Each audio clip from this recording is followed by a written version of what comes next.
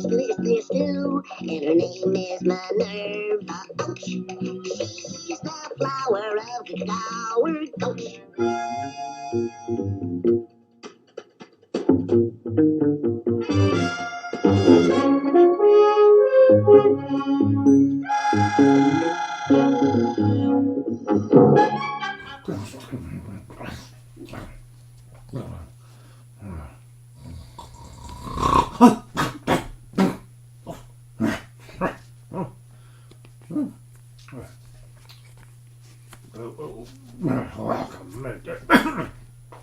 Welcome to the show.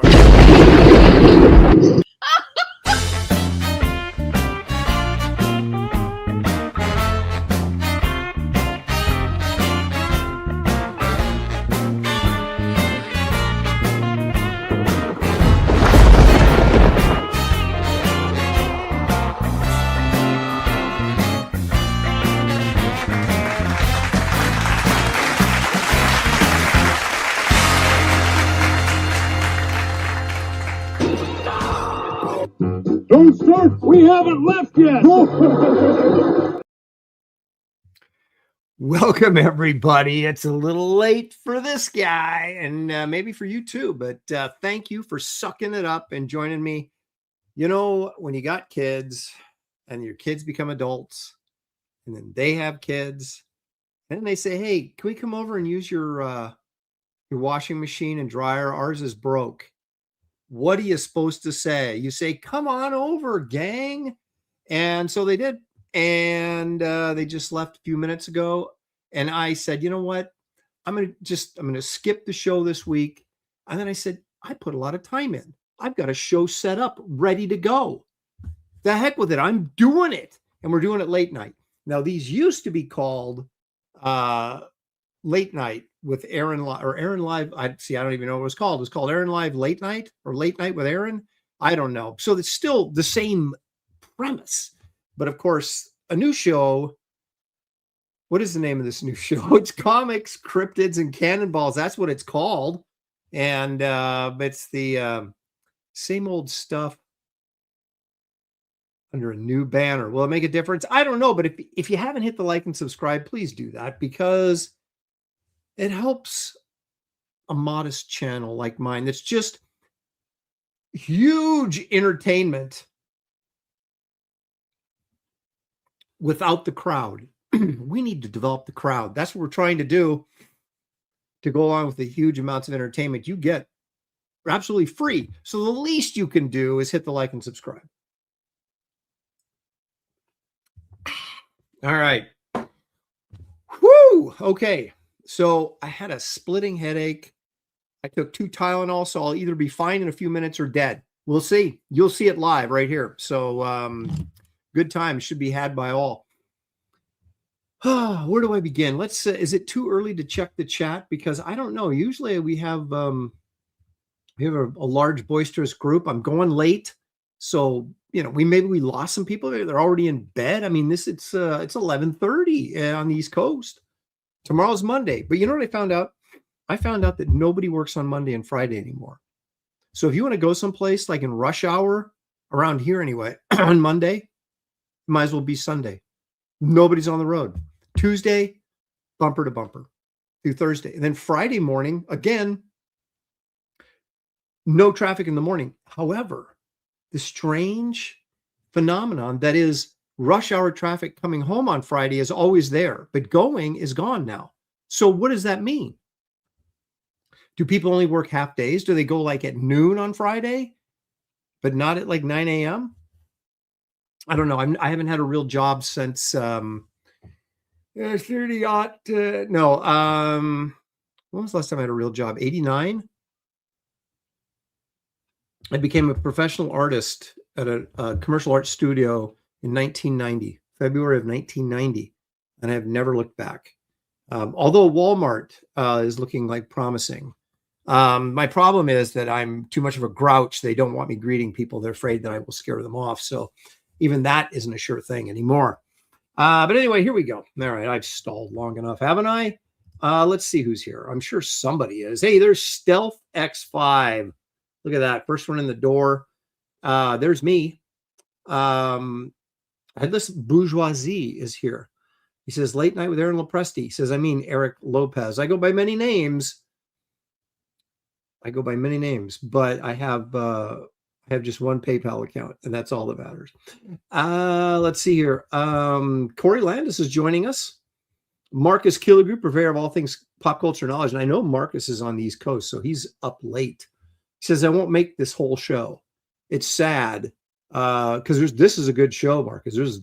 You have to watch it in reruns because there's some good stuff on here.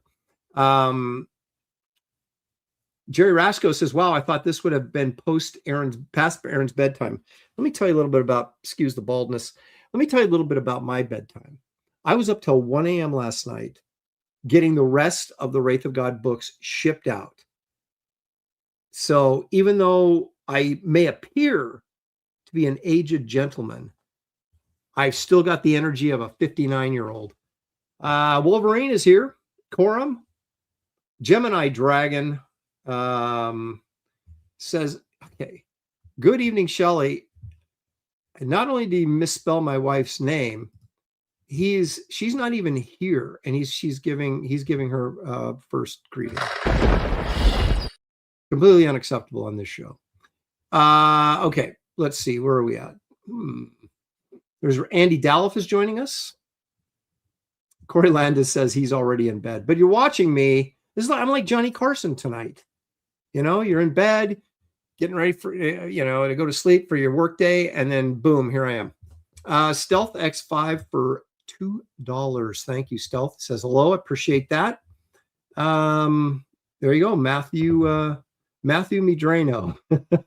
Lopez tonight. That's it. That should be my new show, right? There's Leg Kick. Leg Kick is here because Leg Kick is almost always here. And in fact, I did think about changing the little Leg Kick saying. It's such a part of the fabric of this show to change it, just to go back to say, because we used to say Leg Kick is here because Leg Kick is always here. But then he didn't show up a couple times, and then it became Leg Kick is here because Leg Kick is almost always here. So if this is a new show, should we go back and see how long it takes for him to flake out? Let's try that. Let's try it. See if I can remember to do it. Leg Kick is here because Leg Kick is always here.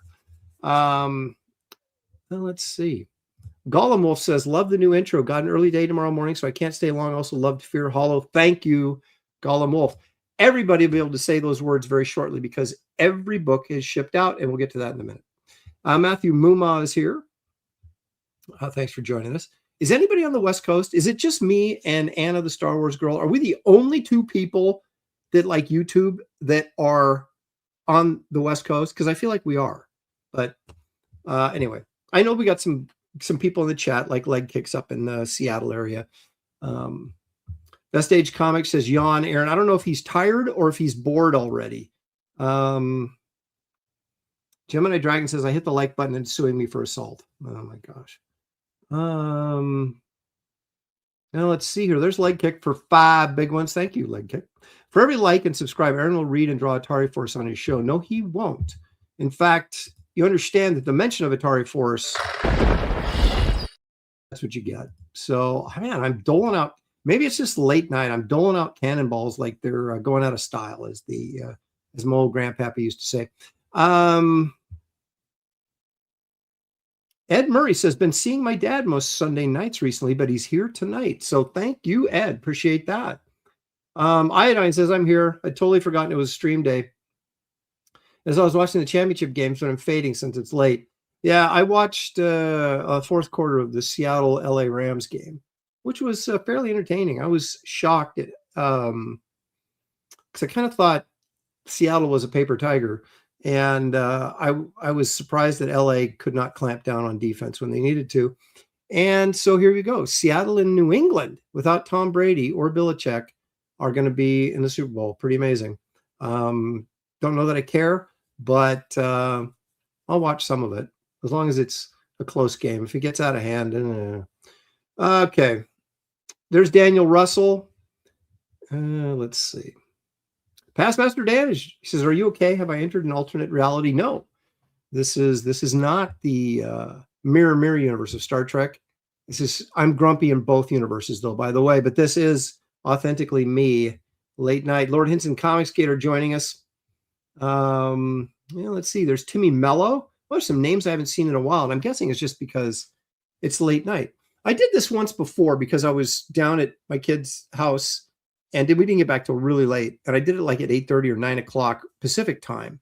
And I had a big crowd, really, and a whole different crowd, which, I had some of the regulars that were still awake, but then I had I had the late night crowd, which was kind of interesting. So maybe we'll pick up some of that again tonight.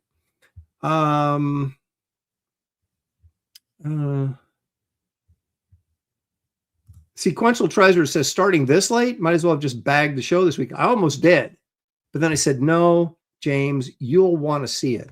So that's why I did it. There you go. Modesto, California here. Nice and sunny today. It was sunny here today, but freezing. William Wellborn, how about that? Jason Brazier. I didn't say Brazier. It's Brazier. Well, that's pretty much the same thing, isn't it? It's Brazier. Brazier, perhaps, Jason?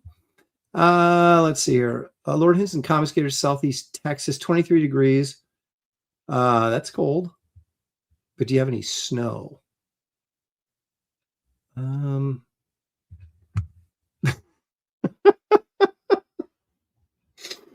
not that old yet.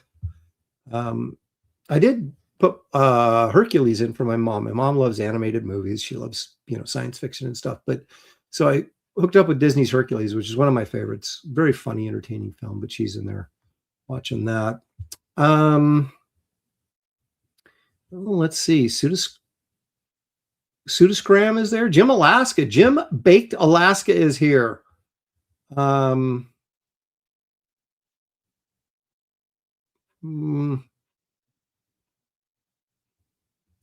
Jason says all pronunciations work. Okay. There's a sequential. He's pimping his channel on my channel, but that's okay. It's okay. I like James. And so we'll let him do that. Check his show out. Some very entertaining pop culture-esque type stuff on there. Okay, there's Hong Kong Fooey. One of my favorite names is Hong Kong Fooey. Well, I've kind of gone back and forth on what to include in the show, what new to bring to the show, and what should remain the same. I just happen to have something sitting right here, which makes me think I should do this, even though I don't know if this is going to be a regular part of the new show. But anyway, since I have something here. Let's all go to the lobby. Let's all go to the lobby. Let's all go to the lobby to get ourselves a treat. All right. So yeah, I've been to Trader Joe's. Dark chocolate covered raisins. This is fruit and dark chocolate. Both are good for you. So this is like broccoli, practically. Now, 120 calories per serving, 26 pieces. So I can eat 26 raisins, and that constitutes just a serving of 120 calories.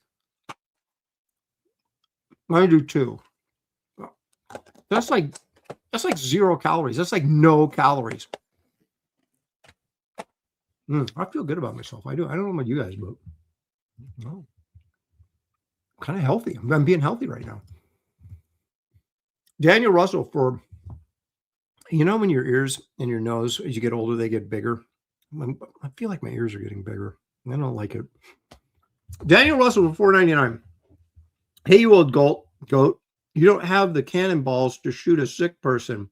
Hashtag free Shelley. Okay, now I'm a little confused by those. Are you sick? Or are you saying I'm sick? Because I'm not sick. So are you saying that you're sick? Are you saying I don't have the cannonballs to shoot a sick person? See, Daniel, here's the thing. When you come on begging for a cannonball, that's when you're not going to get it. But I'll take the money. Thank you for the $4.99. Appreciate it very much. And if you are sick, I hope you're feeling better soon. Daniel says he'll need a diaper change if he keeps eating them. Okay, see, now you're getting into the territory where you're pissing me off. But not quite cannonball piss off yet. So there you go.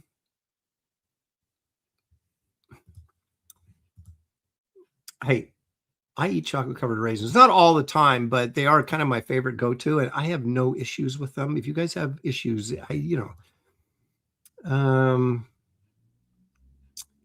yeah, there's a tooth that's missing, and that had nothing to do with cavities. It had to do with a crack in the tooth. Okay. All they do is tell me every time I go to the dentist how great my teeth are. Then they keep pulling them out of my head. Now, I do have, that will be replaced with a very expensive fake one. And I kind of regret it because I'm sitting there going, $5,000. Where am I going to get? It's like, just pull it and leave it. I'll be a hillbilly, But they got it was in the doctor's office. They pressured me and I caved. And what are you going to do? I did get a letter from Social Security, though, that told me that I could start taking Social Security right now. But I'm going to wait a few years, hopefully many years, but we'll see. We'll see. Past are saying raisins are prunes. They're not exactly prunes. Yeah, tell me about it. What, did EVS lose a tooth too? Oh my gosh. Well, one thing I'd say about that is I'm probably 10 to 12 years older than him. So that's really bad if you're Ethan's age and losing teeth. At least at least I look old. It had nothing to do with pride. It really didn't. They were kind of telling me that because it's kind of like this is kind of a biting down tooth right in there. And like, they're sort of like, you really kind of need that tooth. And I was like, oh my God, all right. And so I caved. So I don't know. They might have been lying to me. I mean, the whole thing may be a scam. I mean, my tooth was fine. They just pulled it. So I don't know.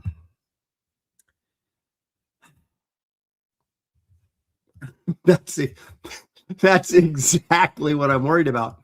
Anyway, so speaking of crowdfunding, some of you may be familiar with this. So there was a minor kerfuffle, and I was shorted 65 copies of cover D. That was the Chris Stevens cover, the painted cover that Chris did for me. And so I had 22 orders left to fill, and every one of those 22 had a cover D in it, and I didn't have any. So instead of panicking like I would have done in campaigns in past and freaking out and losing teeth, I calmly contacted my printing rep, explained the situation calmly, made a calm demand that this needs to be taken care of immediately, not 6 weeks from now. And you know what? They did it. And those 65 books showed up Saturday afternoon, and I took those things and I boxed up. It took me till 12:30 at night, got every last one of those orders filled, put together, assembled, printed out a label, slapped them on there. They're all out there downstairs ready to go to the post office tomorrow morning. So technically speaking, although they haven't actually made it to the post office yet, they're all every order is filled. Now, it took longer than I would have liked. I would have liked to have had this like wrapped up in October. So we're like 3 months behind where, but it's not the end of the world. So I do apologize for some of the things that, like my mom getting sick. That's not my fault. And I had her bagging comics by, she goes, I'm tired. And I go, what fixes tired, Mom? Getting up out of bed and getting to work. And so I had her bagging books for me. And it makes me feel better about feeding her when I know that she's done a hard day's work to earn that food. So anyway, things are getting back to normalcy around here. And I'm just thrilled to death that the books are out, that they're on their way to you guys. And I have one horror story, and it's always this horror story, right? This guy contacts me and he says, hey, I got my order. He ordered he made 2 orders. He goes, I got my first order. He goes, everything she showed up was great. He goes, my shot glass box, because I shipped the shot glasses in this little 4x4 box. He says it was empty. There was no shot glass there. And I'm like, how did that happen? Because I don't want to throw my mom under the bus here, but my mom boxed up all the shot glasses along with many other things. And so did she just just seal the box with nothing in it by accident? I don't know. I don't know how this happened. Maybe someone opened it and stole the shot glass out and then retaped it, the postal service on its way. So I'm sitting there thinking, okay, that's no big deal. You know what? You've got a second order that I just filled this Saturday because he had a cover D in there. And so I said, I'll just put an extra shot glass in that order. I'll open it up and put in a new.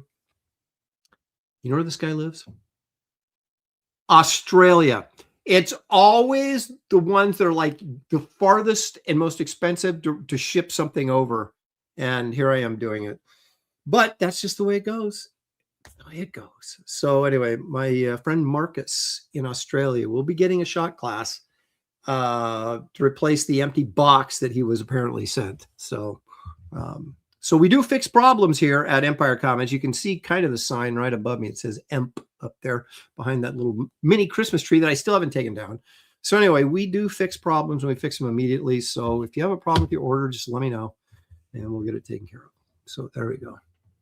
Lord Henson comes going, he's lying. Maybe. That's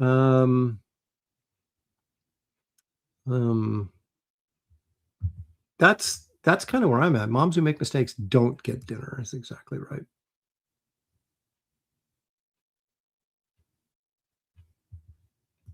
Okay. Avenger 2 says, I had to change a hot water heater.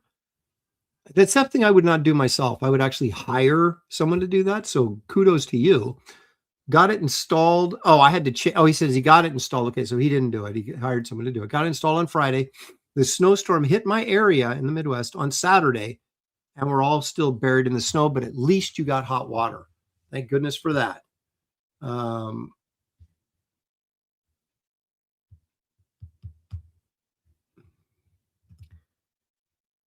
Yeah, I'm not going to, I always wonder about, people that go to Mexico to get like these weird cancer treatments and stuff. I'm like, I don't know, Mexico, I don't feel like that's a place I'd want to go to get medical help. I'm sure, Mexico City has, got skyscrapers. I'm sure that, it's fine, but that makes me nervous. Going anywhere outside the US for like medical stuff makes me nervous. Although going to get medical treatment in the US also makes me nervous. So I guess you can't win. All right. Hey, there's Phil Diaz. Hello, Phil. Let's see. Okay. Well, I did lose a lower tooth too. I had a root canal that didn't take, and then they had to pull the tooth, and it's back here, but you can't see it. So I'm like, who cares? So this is the second tooth I've lost in like the last 10 years or 15 years. It's just, I don't know. Apparently I bite down too hard and it just like cracks my teeth. I don't know.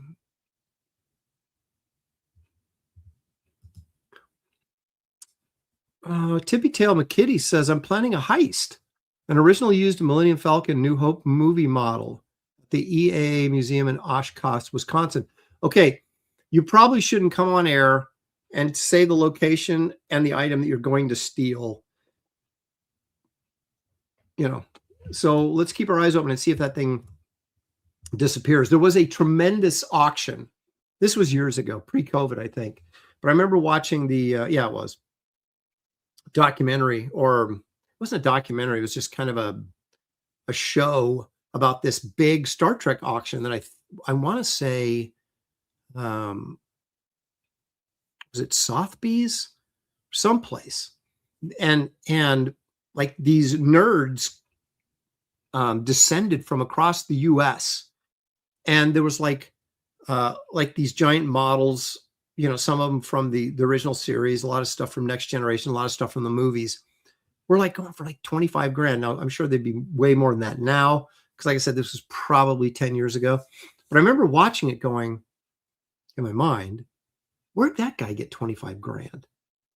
How is that guy's wife allowing him to drop $40,000 on that enterprise?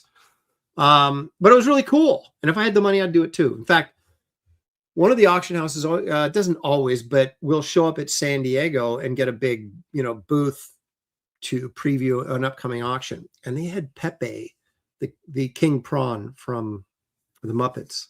They had like one of the original Pepe puppets there. Really wanted to bid on that. I thought, because in my mind, I'm thinking I could afford hundreds of dollars. These are all like they had they had a clapper from Jaws, take one, clack from Jaws. And I thought, I wonder if I could get that for about 2,500. It like went for 20 grand. I mean, I can't afford any of that stuff, but I want it, but I can't afford it. No, Pepe, the shrimp, the jumbo shrimp. You guys don't know your Muppets. You should be ashamed of yourself. All right. Well, enough of this foolishness. What should I start with? I'm going to roll in a sort of a promotional moment with some artwork. And so I think I will go with what's in Aaron's flat piles. I think that's where we're going to start tonight.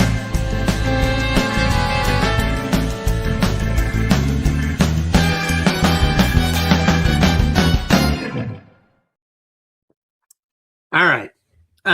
So you see underneath my name where it says Aaron at Night there, Barbaric Adventures. That is the next big thing coming from Empire Comics.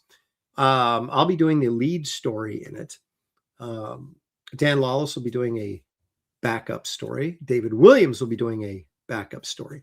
And then there's going to be some extra stories in there from me. Now, some of you may or may not be familiar with this little gem. This is Freya of the Ice Kingdom. She is a Yeti slayer, a slayer of Yetis. And you might be saying, well, Aaron, why are you showing us this? Is she going to be in Barbaric Adventures magazine? Could be. It could happen. I'm not saying it's going to be, but there's, could be something in there of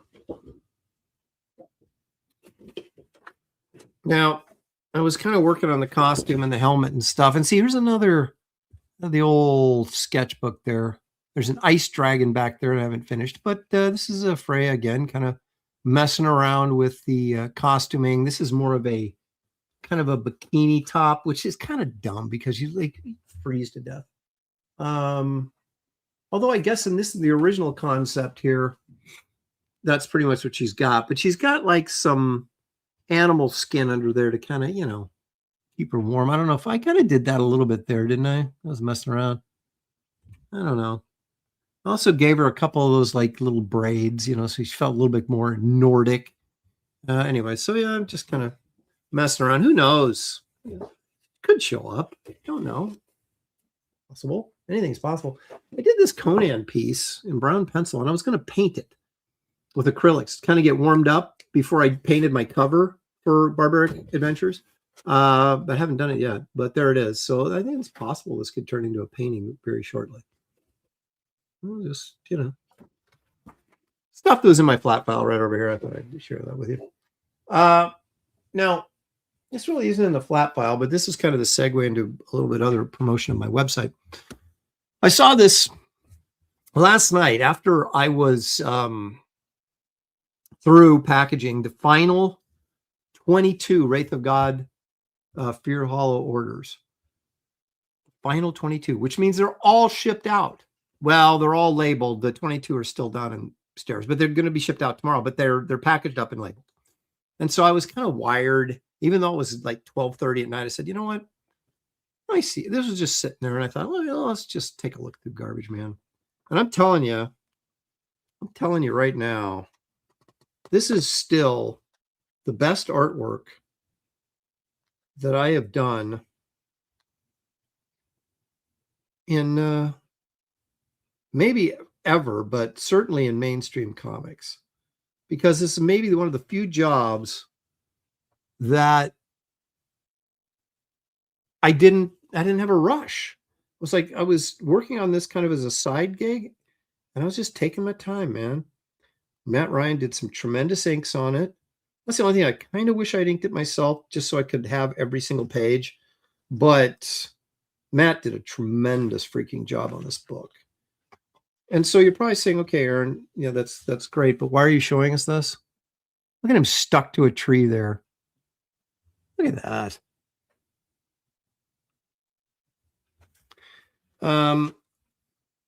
Well, because werewolf thing. Look at that. Is that like a dog man on steroids, maybe? Look at this stuff. Yeah, so I read it and I was like, okay, the story still holds up, still good, but the artwork is what I was most proud of in this thing, and I still am. And it's like, it's nice to be able to look back on your career and have something that you can go, you know what, that turned out pretty well.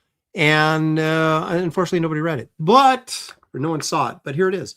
And you can get these on my website. That's kind of the segue.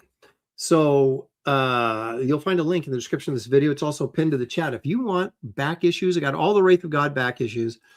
If you read Wraith of God 3, Fear Hollow, and went, wow, I really like this. Is there anything else? I go, well, yeah, there's the first 2 issues if you missed them. Those are on my website. Kit Carter's on my website. Garbage Man, and also Power Cubed, which was a creator-owned book I did. Just all, look at, there's the first appearance of the Nightclub, who appear in Wraith of God 1, Wraith of God 2. The shot glass for them was available on the campaign. So check out my website. There's original artwork there. There's books. There's trade paperbacks. There's comics. There's, well, graphic novels, not comics. And there's just art you can look at. If you don't even want to buy anything, you can just look. So go check it out, aaronlopresti.com. The link is in the description of this video. It's also pinned to the chat. So there you go. That's kind of my little 10-minute, well, 5-minute commercial for today. Matthew Rumor for $10. What pencil lead do you use when you say in that artwork? That's a good question. A lot of times I use an HB, which is, I love these Derwent graphics. It's an F series HB. The middle of the road, soft. The problem with these is you got to sharpen them all the time, right? So then I use a mechanical pencil that's a 0.03. Excuse me. Most people use a 0.05. I use a 0.03 so I can do tighter, more detailed, finer lines. The problem is that they break so easy. I'm constantly breaking it and snap, you know. But I use a 0.03, and then sometimes I'll use these for something a little bolder or, you know, thicker line, whatever. So I kind of go back and forth on those things. And I lay everything out with not a non-photo blue, but a light blue. The problem with the light blue that Coley Race used to make, they don't make them anymore. You have to, the only time you can get a light blue Coley Race pencil, you used to be able to buy them by the box load, which I did because I loved them because they're blue pencils. So I can do my underdrawing, and then you don't have to erase them because they don't show up in the scan because they're blue, right? Unless you're scanning in color. But if you're scanning in black and white, they won't show up. And but they were also erasable, so I really liked using them. Well, you have to buy the entire set to get one now. You can't just buy light blue anymore. You can buy non-photo blue, but non-photo blue is too waxy. I don't like it. So I've been experimenting with other brands like Blick Studio, light blue. None of them, the problem with them, they're all good pencils, but they don't erase like the Coley Race does. And that sort of annoys me. So anyway, so I do my underdrawing in blue, and then I go over usually with the 0.03. But if I do my underdrawing with a pencil, it's usually an HBF or an FHB. And I get these at Blix. So there you go. That's kind of what I do.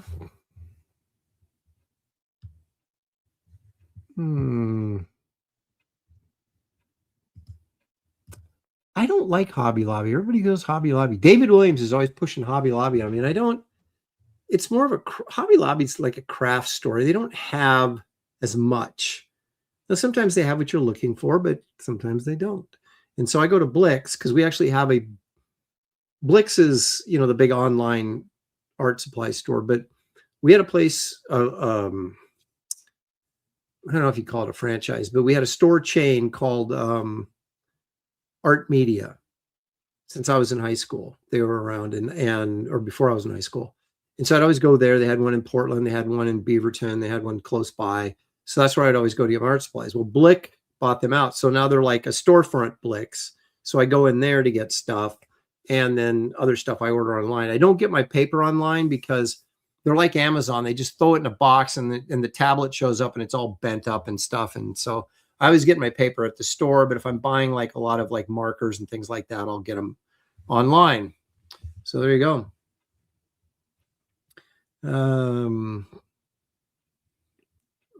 Okay. I think I just answered that, didn't I, Timmy Mello? If you can find the Coley Race ones, but good luck. Like I said, they don't make them anymore, and I don't understand why, but it ticks me off. But it's kind of like the Raphael brushes. They don't make the 8404s anymore. Although I think Jackson's art still has them. But they're imports now. I don't know what the deal is. Every time I find something I like, they quit making it. Let's see. Is that Creative Faye? Creative Faye says that Dave Sim got nominated for the Will Eisner Hall of Fame. Good for him. That's exciting. Dave watches the Graybeards on Wednesdays occasionally. I don't know if he regularly watches, but I do know he watches. And I've had some correspondence with him. I know Creative Faye knows him pretty well. Good dude. And then, of course, Cerebus is comic book legend type stuff. So, do I use pre-lined paper or do you draw your own blue lines on plain Strathmore? I have done both, to be honest with you. But now that Strathmore actually makes a blue line comic book page, I just buy those tablets. It's just easier. Now on, hang on a second. I've shown this a gazillion times, but you know what? It's all about promotion, baby. All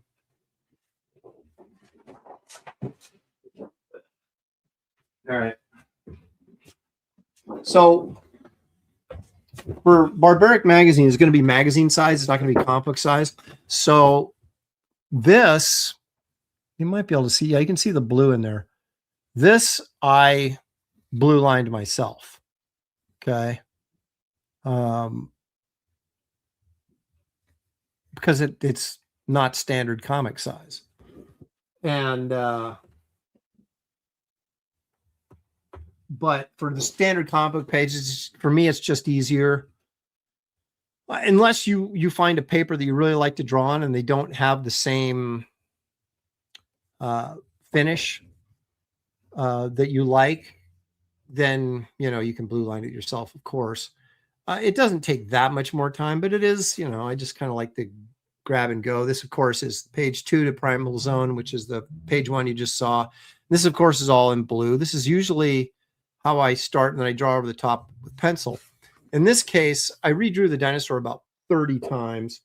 And so there's like, this blue ghosting on here from just being ground in too much. So I'm going to light table this into another board.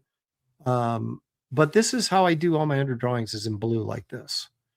And those are, either the non-photo blue. And like I said, I've been using the the Blick Studios light blue, which is fine. Probably that's what I used on this, I think. But it doesn't erase as well as the Kohl Erase does. So that's why I've got the, I don't know if you can see it in there. There's a lot of, scarring, I guess, from the drawing and redrawing and drawing and redrawing. Enough that I don't really want to ink on this, so I will light table this, and that'll be page 2. But yeah, the big format stuff like that, obviously you have to blue line yourself. No, the vines framing the panels are a great touch. Thank you, Jason. Appreciate that.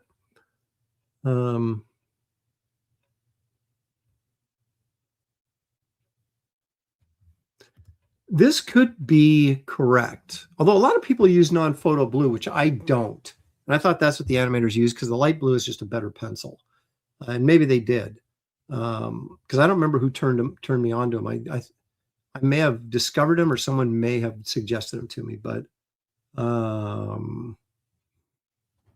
anyway, that's a little shop talk there, but it also gives you a little bit of preview of Barbaric Adventures, which someone emailed me and said, "When's that launching?" Well, the early sign up page, I've got to have it done by Graybeards because everybody on the Graybeards show is working on the magazine. So that's the best spot to launch stuff. And so I want to have that, that page ready to go. But I just remembered that like Indiegogo now, I think they have to approve your project, and I don't know how long that takes. I don't know if they do that for the early sign up or just when you want to go live. But I may get delayed because I may have to sit there and wait get their approval. So anyway, but that's the goal, is to have that early sign up for Barbaric Adventures Wednesday. We'll see if it actually happens. I'll certainly have an update for you on Graybeards on that.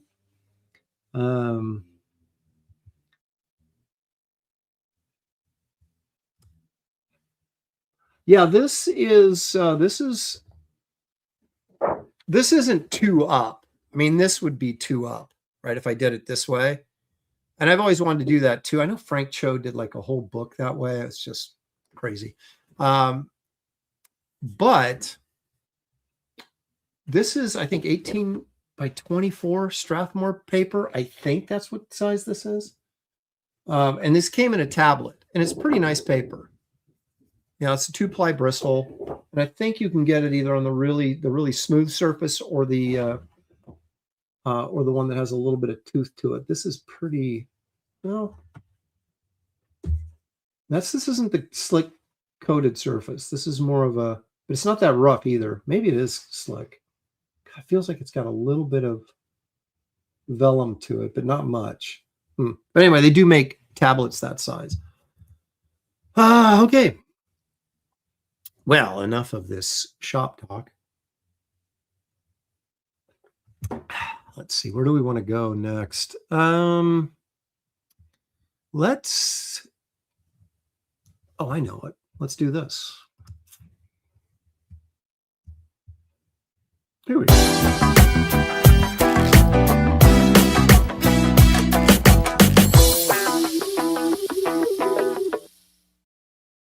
Yeah, that's right. Let's talk expensive comics. I know there's got to be a few collectors out there that are like me. All right, what do you guys think of this? That's right. This is Marvel Comics #1. Became Marvel Mystery Comics on the 2nd issue. And it, of course, featured many great Golden Age battles between the Human Torch and the Submariner. This, of course, is the birth of Marvel Comics, but not really, because they were timely comics and didn't really become Marvel. They weren't branded as Marvel Comics until the 60s, when the Fantastic Four came out. The early 60s. But so it is kind of ironic that this was Marvel Comics when it was Timely Comics. And then, of course, later they eventually became Marvel Comics. Now, this comic features the first appearance of the Human Torch. That's kind of the big deal. It also has the first Submariner story printed in color, because Bill Everett's first Submariner was in Motion Picture Funnies Weekly, which was a black and white comic, and I believe was sold or distributed at movie theaters, which, hello, how could they be that smart back then and not that smart now? Why are there not comic book racks in movie theaters in the lobby? Why is that not a thing? I don't understand it, especially when there's so much interest in sci-fi, fantasy, horror, all these things. Why wasn't Marvel selling their books in theater lobbies when the Marvel universe was exploding? Because I guess they just didn't care about the comics. I guess that's why. But this also features the first appearance of the Angel, which nobody cares about, and the Macerator, who nobody cares about, but and Kazar. Can you believe that? 1939 was the first appearance of Kazar. So yeah, there's a lot of stuff in this, and this used to be, okay, in the 80s, this was the book. There was a period of time for maybe 2 to 3 years where Marvel Comics #1 was more valuable than Action Comics #1, first appearance of Superman, and more valuable than Detective 27, the first appearance of Batman. Okay. This was the book. And I remember, when was it? 88, 87? No, 80. I wasn't a pro yet, so it had to have been like 87 or 88. I was at San Diego just as a fan, and there was a dealer who he actually was holding this book, not the 9.4, but just holding the book in his hand, talking to another dealer. And I remember walking up just going, oh my gosh, I can't believe I'm actually seeing this book in person. It was the book. And then, of course, Batman got really popular in the 80s. And then because of the movies, the Tim Burton stuff, excuse me. And then Detective became the book. And then everybody just came to their senses and said, what is going on here? Action Comics #1, featuring first appearance of Superman, is the single most important comic in the history of comics. That has to be the most valuable book. And now, of course, it is by a long shot. So anyway, but this book sold in 2019, a 9.4. It's the highest graded copy and probably the best copy known, at least that people are aware of. Now, I don't know if there's a Mile High copy of this floating around. There could be. And that might be better than this, but a 9.4, that's pretty impressive. Now, this is a Windy City, from the Windy City collection, okay? So there's these pedigree collections. There's several of them. One of them, of course, the most famous one we talked about last week was the Mile High collection, or the Edgar Church collection. This is is from the Windy City. And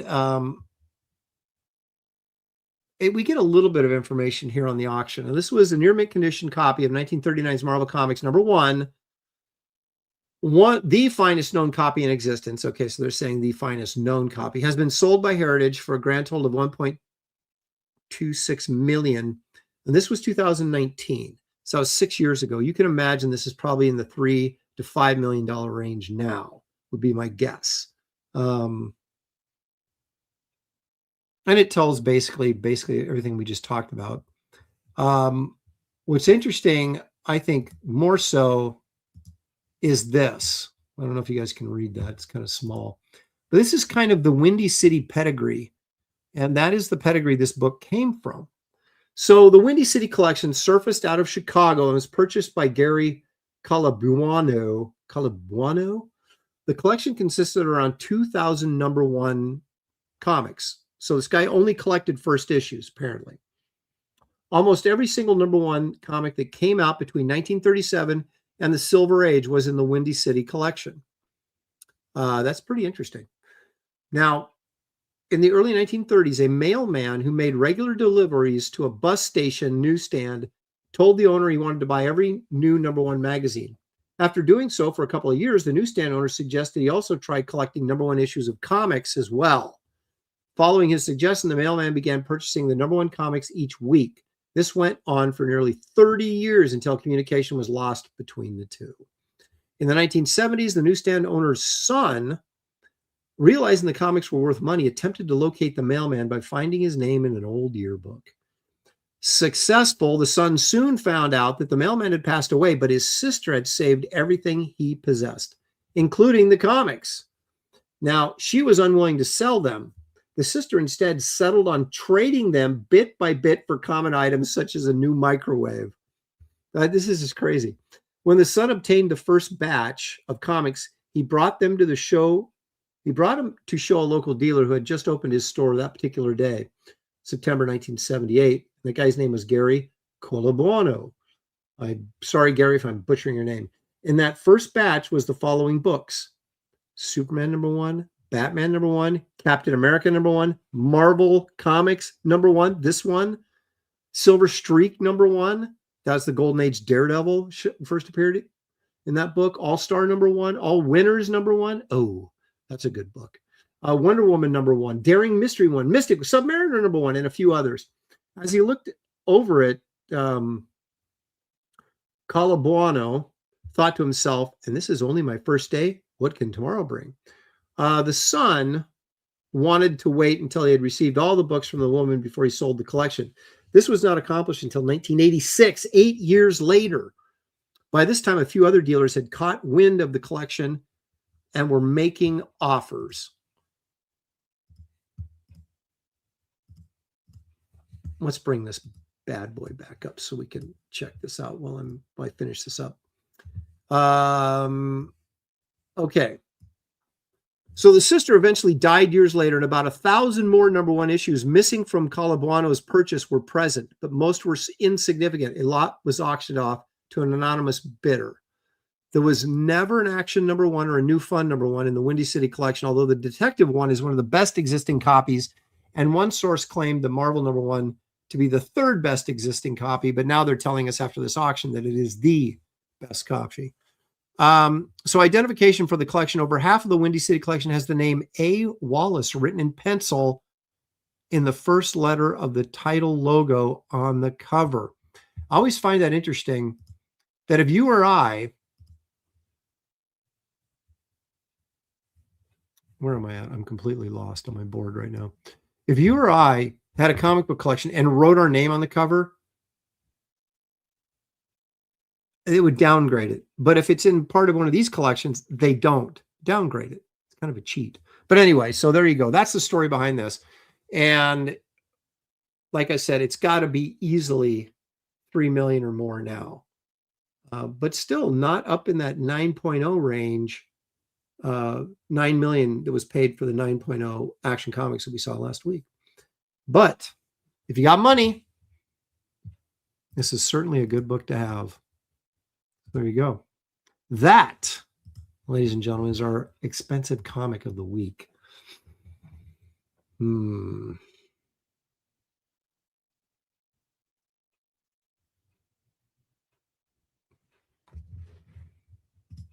It's hard to say what's going on in the market. It's been really bottomed out because everything went through the roof during COVID, and it's just continued to bottom out. I haven't been really paying attention for about 6 months, so I don't really know. I got to get back into it and find out, because you'll have people, they're into the slab books, they're not into the slab books. For me, if I pay a ton of money for a book, and a ton of money for me is anything over $200, if I pay money for a book, I want it slab, so at least I can't, there's no arguing the grade, right? And so then if I want to resell it later or whatever, I can say, oh, it's a 9.2, you know. Unslab books get, especially expensive ones, you get into some pretty good arguments when you're trying to trade or something, because, oh, it's not a 9.2, that's only an 8.5. And you're like, it's a 9.2, you know, and then you're, so that's why I like slab books, but I don't only buy slab books. I'm not I'm like the world's most interesting man. I don't always buy slab books, but when I do. All right.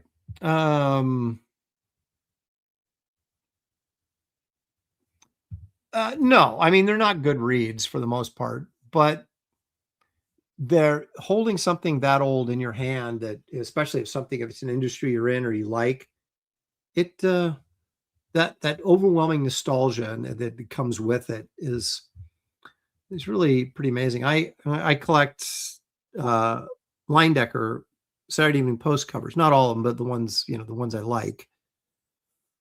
And some of those are like 1917, and they're just holding this magazine from 1917, and you're looking at the cover and they're talking about World War I, and you're just like, holy crap. I mean, it's really cool, I think. And so a lot of that drives, I think, that nostalgia, not only nostalgia we had as kids, but the historical nostalgia, because we look back at the 40s and 50s as, through rose-colored glasses, and boy, those were good times, or so I think. I wasn't around, so I don't want to hear that. Okay.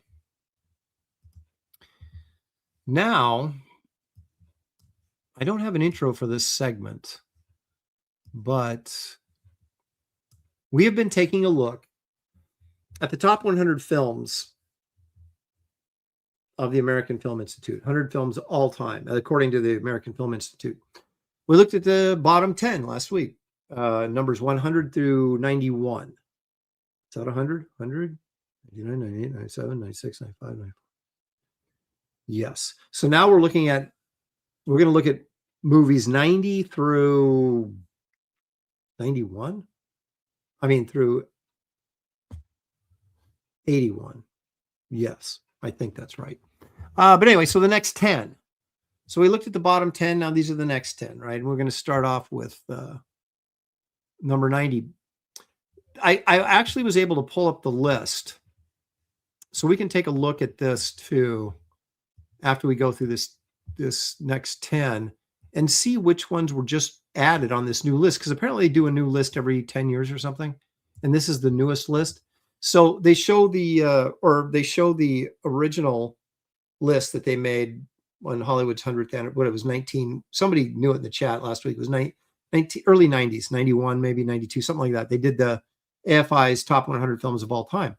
Well, they've updated that list, and so I've got a chart that they published as well that shows if a movie's dropped or if it's gone up, or if a movie wasn't in the top 100 originally, but now it is, which means something got pushed out. So it's all very interesting, but let's take a look at number 90. This is a shocker to me.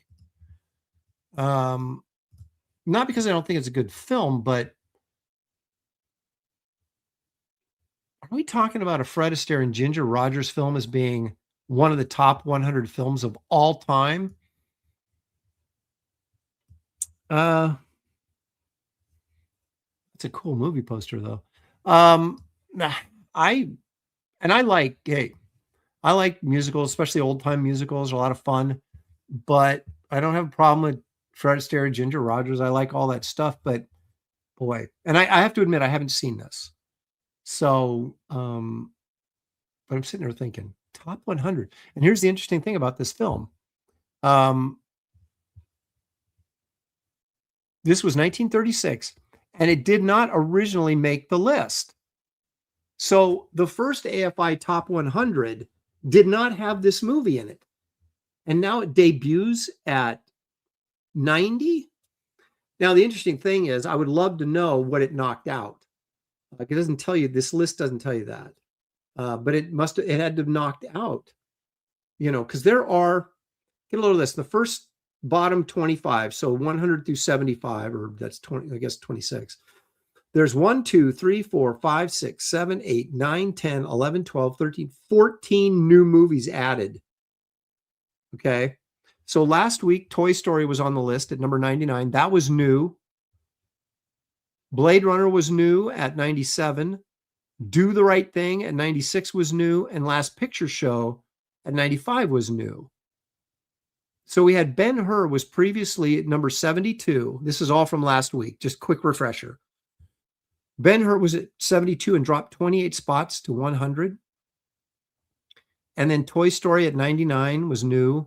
We had Yankee Doodle Dandy at 98. That was previously at 100, and now it's moved up 2 spots. Now, I love Yankee Doodle Dandy. Great movie. But is it better than Ben-Hur? Pulp Fiction was 94. It previously was 95. Let me try that again. It's now 94. It was previously 95, so it was up one spot.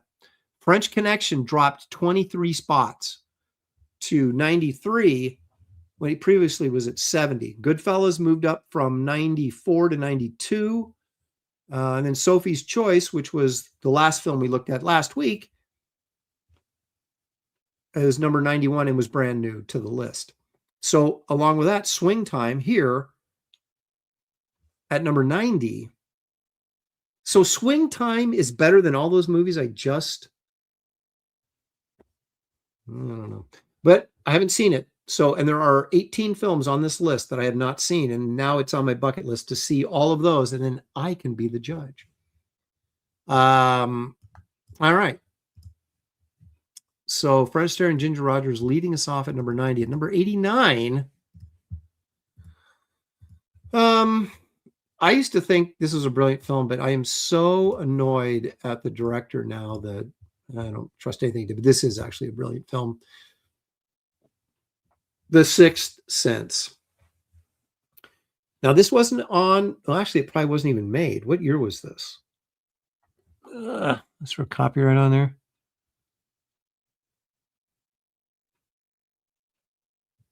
Somebody help me out. What year was The Sixth Sense? It might not even have been out. It probably wasn't even out. Because this is probably like around what, late 90s, early 2000s. Yeah, it was like 2001, wasn't it? But I mean, look at Bruce Willis still has hair, so you know. 99 says Wolverine. Okay, so there you go. So this movie wasn't even out when they did their first 100. So I'm okay with that being on here. Although the interesting thing about M. Night Shyamalan, every movie he made was worse than the one he previously made. So it's really bizarre. It's like Spielberg, except Spielberg, you know, like his greatest movie was Jaws. Like his first film was Jaws. It wasn't his first film, but it was his second film, theatrical film, or U.S. theatrical film. Duel, of course, was released theatrically in Europe, but it was a TV movie in the States. Anyway, I digress. M. Night Shyamalan had just like the next movie, Unbreakable, was good, but not this good. And then the third movie was, I believe, was the Alien one with Mel Gibson, right? Signs, which was very entertaining and made a ton of money, but it got a little nonsensical at the end. So it was a little less. And then we went to like The Village, which was great up until the ending, which was ludicrous and ruined the entire film. And he just kept doing that. And then pretty soon his movies just got laughably bad. And it's the weirdest thing. It's the weirdest thing with that dude. I think he's a little too self-indulgent and didn't have enough people telling him, yeah, you probably don't want to do that. But anyway, this is a great film. I will not deny it. And so that's going to be number 89. Number 88. Now, this surprises me.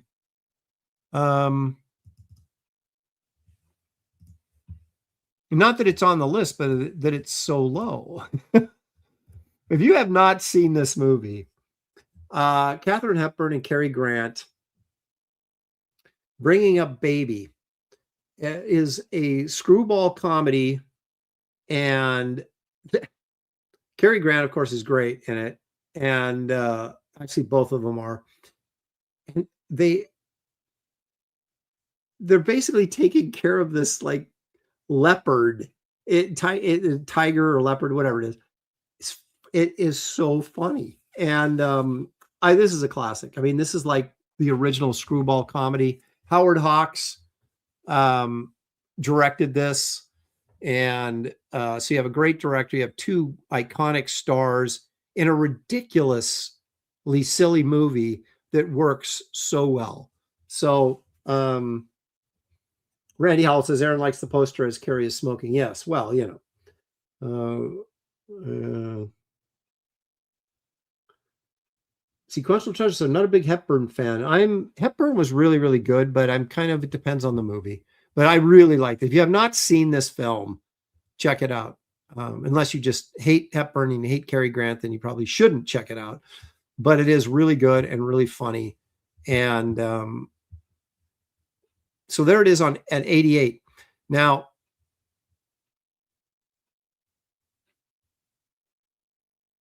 it was 97, so it's up 9 spots. It's worked its way up 9 spots. Very interesting. Okay, now this is a freaking awesome film. And I'm kind of embarrassed to say this, but I just recently saw this, like within the last 3 years. It's 12 Angry Men. Just a powerhouse cast. Henry Fonda, Lee J. Cobb, Ed Begley, who we all know Ed Begley Jr., but Ed Begley, the original. E.G. Marshall's in this. Jack Warden.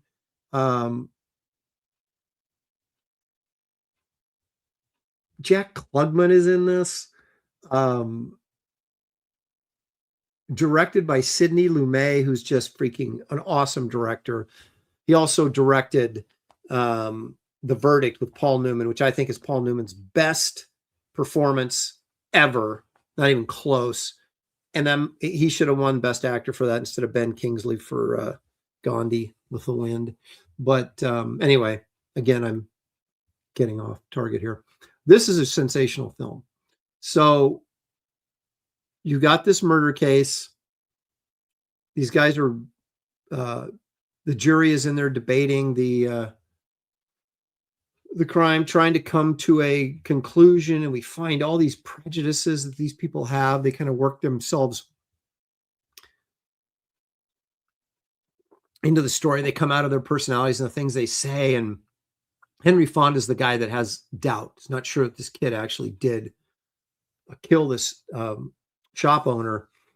And it's really compelling. And you wouldn't think that 12 guys locked in a room for 2 hours would be, but this, if you haven't seen this, you got to see this movie. It's really, really good. And probably based on a stage play would be my guess.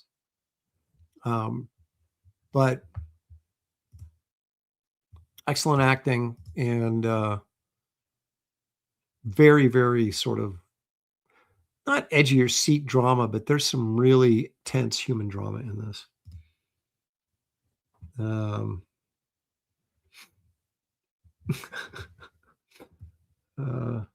Marcus Kilger says, my dad loved The Verdict. He identified with Newman's drunken Irish lawyer. Creative Face says, 12 Angry Men as opposed to 4 Angry Men we are treated to every Wednesday on Graybeards. That's going to do it. Right in the gut, Creative Faye. Okay, so let me give you the update on that. 12 Angry Men is number 87 on the list, and wasn't even on the original top 100, which I find interesting. So they changed their mind about a movie that, I mean, I guess we all do that, right? But although my guess is they had new people picking the list, probably, right? But anyway, it's a classic. So I'm surprised maybe that it wasn't originally on the list. Okay.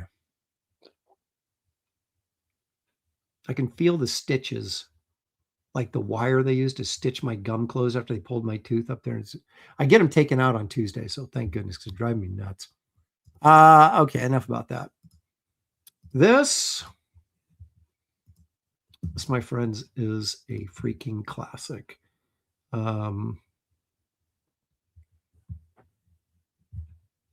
This movie with Tom Berenger, Charlie Sheen, and the Green Goblin is, I mean,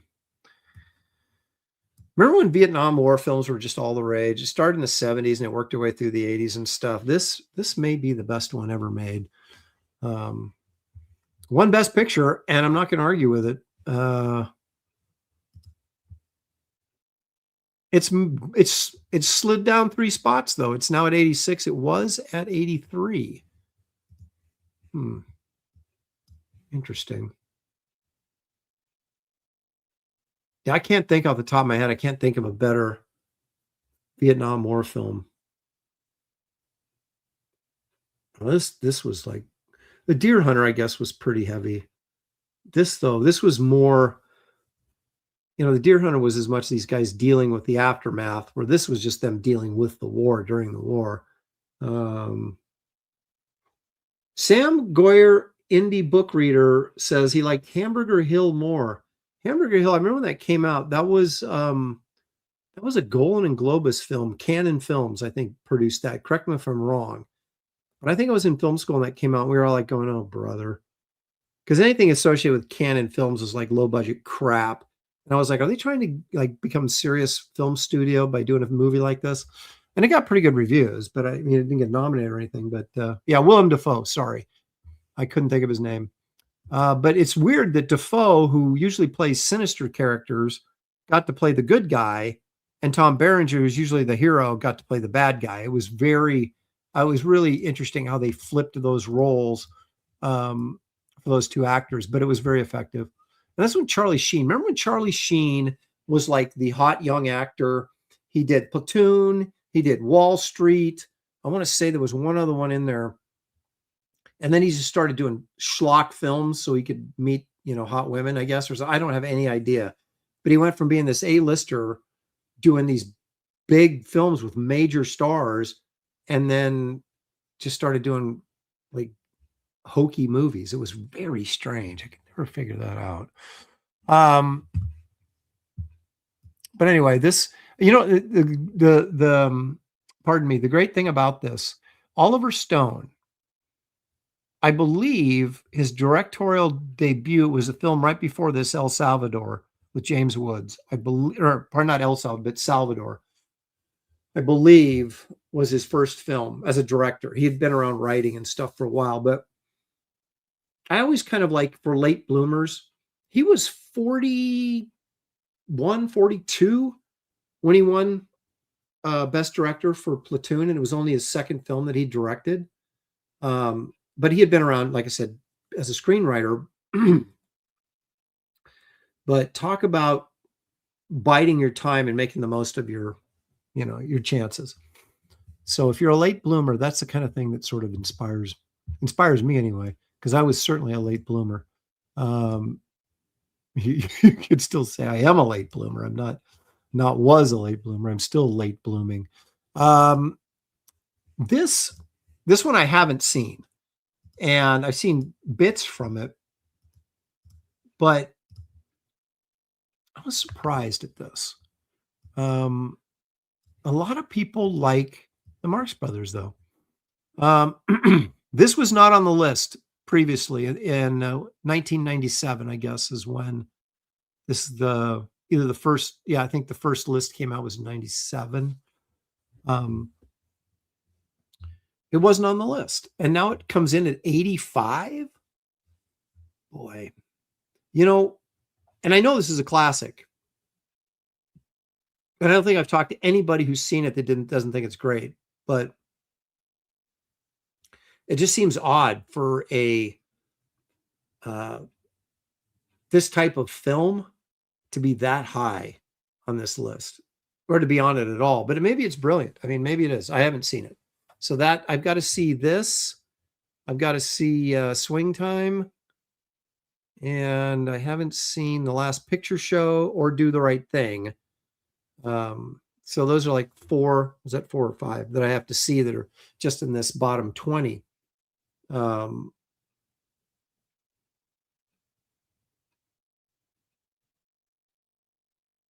We've all seen clips from this film, but I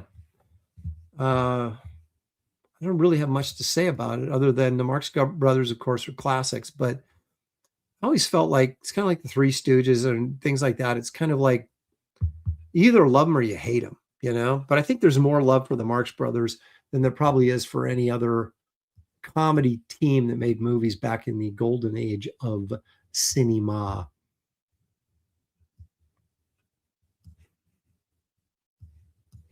Okay, so that's number 85. Next.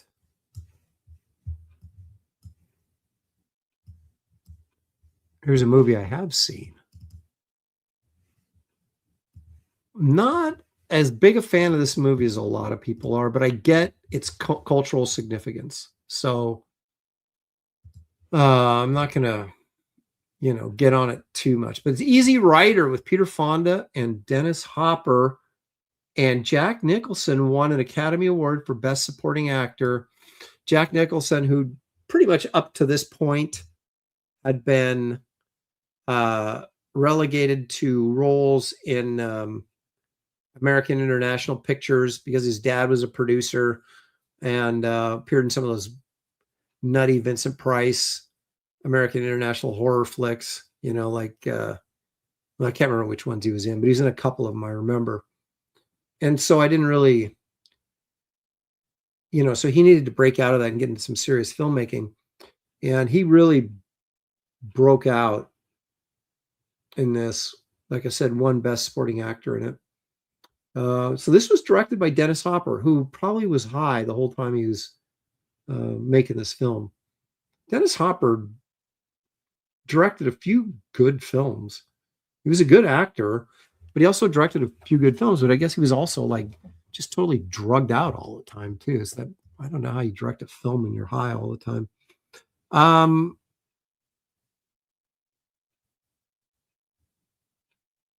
Avengers 2 says Easy Rider is one of the few counterculture features I do appreciate.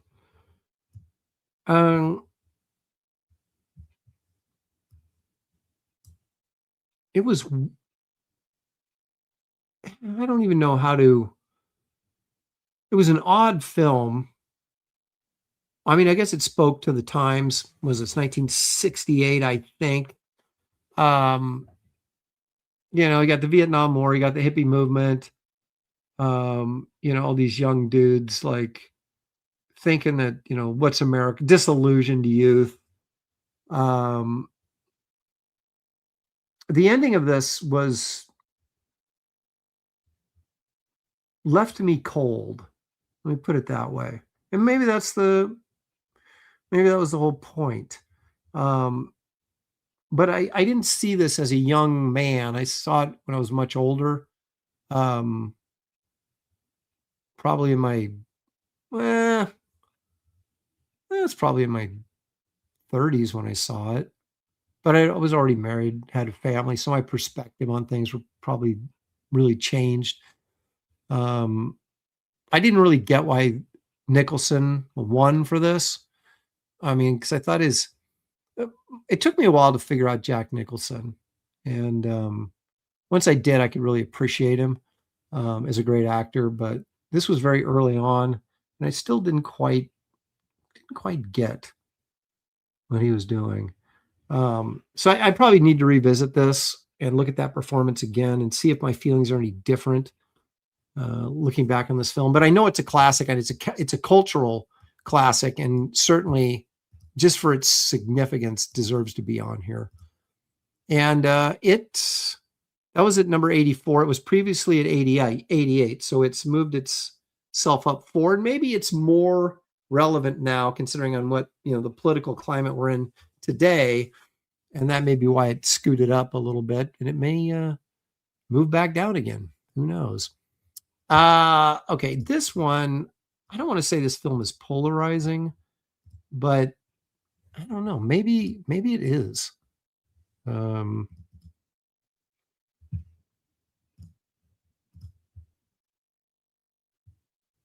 young Leonardo DiCaprio is. I used to love Kate Winslet. I'm over her now, but this, the thing about Cameron is you can argue that he's a great filmmaker or not.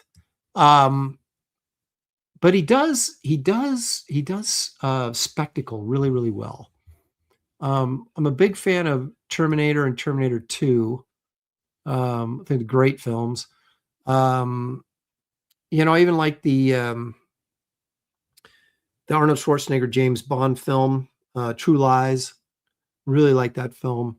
Aliens, I think, is great. But I don't know. What do you guys think of this film? I'm just curious. I mean, I liked it when I saw it, but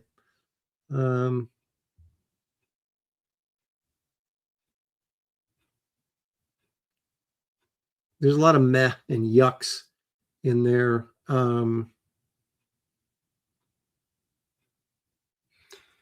I mean, I think this was rewarded on spectacle as much as anything else. But if you remember, this broke all the box office records when it came out. It had this sort of slow start, and then it just gathered momentum and just kept going and kept going. And every week it was number one at the box office once it got there. It was like a top 40 pop song that starts, it debuts on number 25 and moves up the charts to number one and then stays there for 20 weeks. This was an amazing film in that regard. It didn't come out of the gates like gangbusters, but its staying power was unbelievable. And it just kept gaining momentum. And I mean, it is the sinking of the Titanic, which I think takes 30 minutes of screen time or something. It's epically long. And it wasn't an hour, was it? Maybe it was no, I think it was 30 minutes. But anyway, I don't know how you do a project this ambitious and make it at least as good as Cameron did without rewarding him with the best picture. And that's certainly what he got. I know DiCaprio was really pissy about not getting nominated for Best Actor. Kate Winslet, I do believe, got nominated for Best Actress. So he didn't show up for the Academy Awards. And that was kind of the joke in that Academy Awards ceremony. I remember James Cameron had this really painful, uncomfortable speech. And I had to turn the volume off because it was making me uncomfortable because I thought he was making an ass of himself. And so I was just like, I can't listen to this. But anyway, there you go. The Titanic, that's number 83. And that is new to the list. It wasn't on the list at all in 97 because this probably didn't come out in 97, did it? When did it come out? No, it came out in 97. So it was a little too new to be on the first list. All right. Now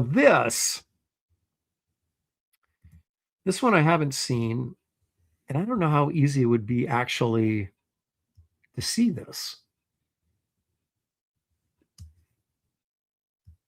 And it's odd that this is another film that was not originally on the list. And I say that because this is from 1927. Why would someone all of a sudden go, you know what, that 1927 film we overlooked should be on this list? And it is, of course, Sunrise. Of course, like you would all know that. Oh, Sunrise. But check this out. It's F.W. Murnau. And now that makes me want to go see it. Of course, F.W. Murnau, great German impressionist. I want to make sure I don't say the wrong thing here because Murnau did Nosferatu, right? But he didn't do Metropolis. That was, or am I getting my guys confused? My German impressionists confused.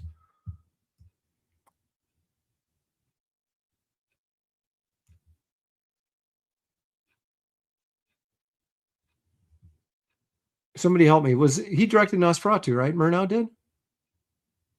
Yeah, Fritz Lang directed Metropolis. That's right. But Murnau directed Nosferatu,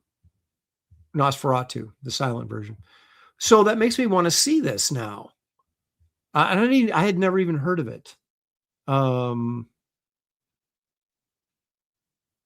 so I'm not sure why this suddenly got elevated to the top 100 of all time when it didn't even make the list in 97. And this is a movie from 1927. So it's not like it was a new movie that hadn't come out yet. Yeah, everybody's confirming. Yeah, Murnau actually did direct. Okay. Thank you. And Creative Faye is correct. I appreciate her knowing this. Murnau is the city in Garbage Man. That is correct. Murnau City. Based on the F.W. Murnau. That's the joke. So there you go. If you haven't read Garbage Man, there it is. You can get it on my website right now. Ships immediately. M. That was Fritz Lang, wasn't it? That was the Peter Lorre film about the child murderer. Isn't that right? That was Fritz Lang, I think.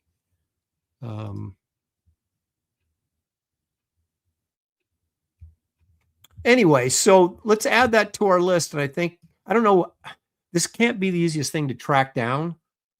But somebody has to have it on streaming or something. We should be able to find that. But I got to watch this. I'm curious now.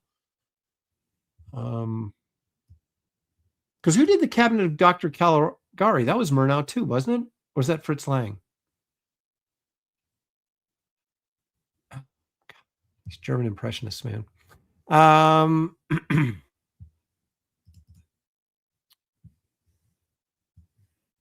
Okay, so that was number 82 on our list of 100.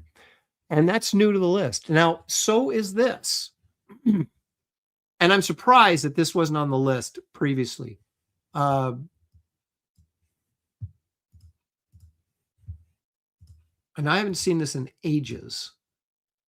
So I can't really give you a good critique because it's been so long since I've seen this, but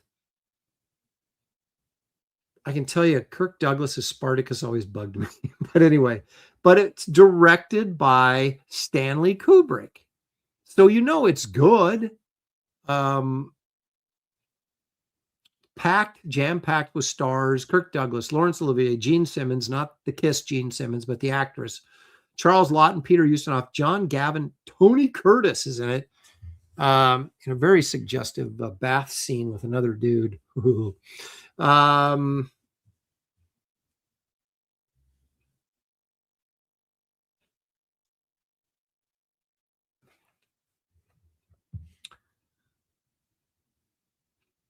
Gemini Dragon says, wasn't this picture one of the first Oscars? Well, this is 1950s, so no, not this particular version. If there was a silent version, I do not believe there's a Spartacus movie that won Best Picture.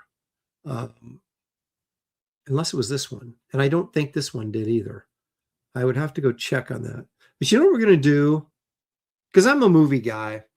And after we do the top American Film Institute's top 100, we're going to go through each year of the Academy Awards and look at the films that were nominated and that won and didn't win, and year by year. And so that's going to be a lot of fun too. So we'll actually find out at some point, but I don't think Spartacus won Best Picture.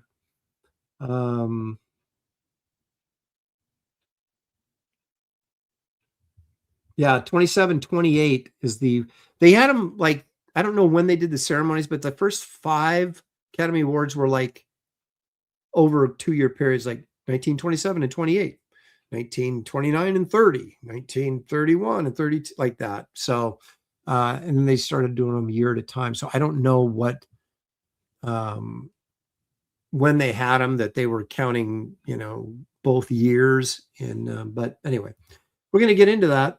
And,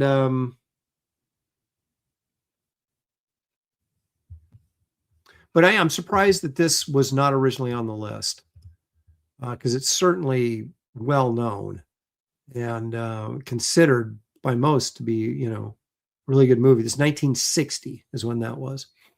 And it's new to the list. And it debuts at number 81. So that is, we've gone through the bottom 20, 81 through 100. And let's go over them real quick here. At number 81, Spartacus. At 82, Sunrise. At 83, Titanic. At 84, Easy Rider. 85, Night at the Opera with the Marx Brothers. 86, Platoon. 87, 12 Angry Men with Henry Fonda. 88, Bringing Up Baby, the classic screwball comedy with Cary Grant and Katharine Hepburn. 89, The Sixth Sense. 90, Swing Time with Fred Astaire and Ginger Rogers. 91, Sophie's Choice. 92, Goodfellas. 93, The French Connection. 94, Pulp Fiction. 95, The Last Picture Show. 96, Do the Right Thing. 97, Blade Runner. 98, Yankee Doodle Dandy. 99, Toy Story. And at 100, Ben-Hur. How is a Spartacus in front of Ben-Hur? This whole Ben-Hur at 100 is really bugging me. But anyway, folks, next week, we'll do the next 10 until we get all the way to number 1. And be good times.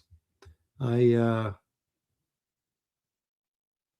the one thing I love more than comics is Hollywood movies, but not currently Hollywood. Old Hollywood. That's why I went to film school. Okay. Ordinary People winning over Raging Bull is the biggest ripoff of all time. It is. But you know what really pissed me off? I wanted Elephant Man to win that year. And I said, there's no way it's going to win. I know Raging Bull is going to win. And then it didn't win, and Ordinary People did, which was a joke.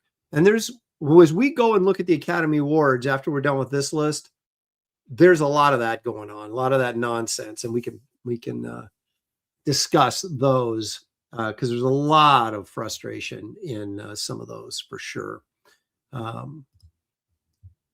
But yeah, The Elephant Man was my movie that year. But don't get me, I can get off on an Elephant Man tangent here and we'll save it because maybe Elephant Man's in the top 100. I don't know. I don't think it is, but it could be. I didn't look really tightly at the entire list. So I'm just kind of working my way through it. All right. So that's enough movies for one day, isn't it? Let's get back to some art. Specifically, I didn't download the intro. How stupid of me. While the thing downloads. Did I tell you I have chocolate raisins? Did I tell you to visit my website where you can pick up copies of Garbage Man, Wraith of God 1. This is the second printing, but with a new cover. So highly collectible because there's not many copies of these. Oh, look. And there's another. Why do I have two Garbage Men sitting here? So anyway, if you need some good, if you're sick of mainstream comics and what they're offering you, check out my website. Empire Comics has some good stuff that might take you back a little bit to your joy of reading comics again. All right, I've stalled long enough. Let's do this.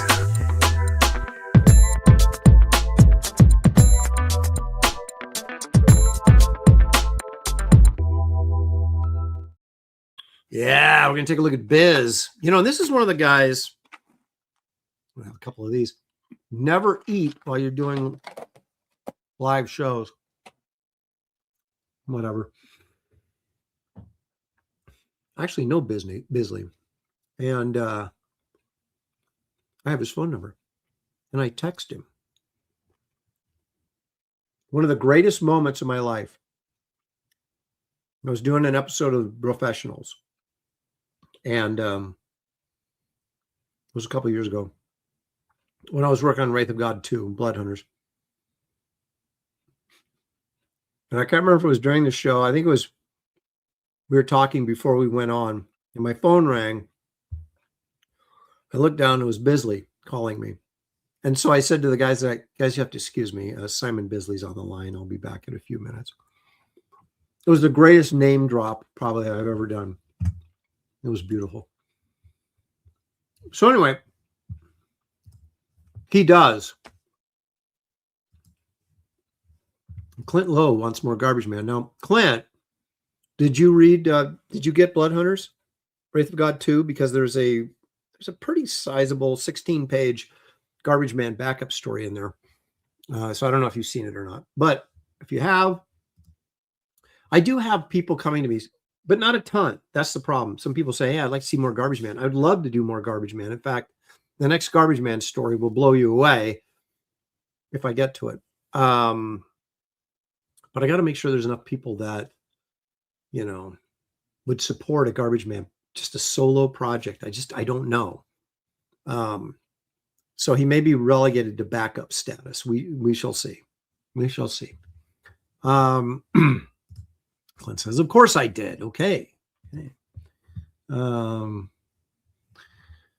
Okay.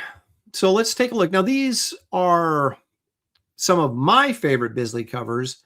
I'm not saying they're his best. I'm just simply saying they're some of my favorites. Your mileage may vary. Let's start here. I'm including this. I know this was a trading card. I can't believe was never a cover. So I'm going to assume that it maybe made a cover. But even if it didn't, what the heck? Let's take a look at it. This is Bisley doing Conan the Barbarian. Look at that sword.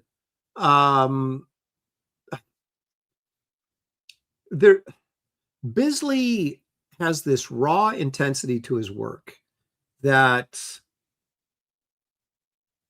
it's like there's the Frazetta influence, but it's like his stuff is more rock and roll, heavy metal than I think Frazetta's was. Although you could still say Frazetta's was rock and roll. I mean, how many album covers did Molly Hatchet, use Frazetta artwork on? I don't know. Probably 3 or 4. But anyway, I love this piece. And the brooding Conan. Look at that expression. He kind of looks like Ron Garney right there, doesn't he? Oh, that grumpy kind of Garney expression. So he's an acrylic painter where Frazetta was an oil painter. But it is amazing what you can do with acrylics. I'm still using my acrylics and kind of getting to know them, but I've been pleased with what I could accomplish with them. Just mainly because they're quick drying, and if you screw up, you can paint over them pretty easily.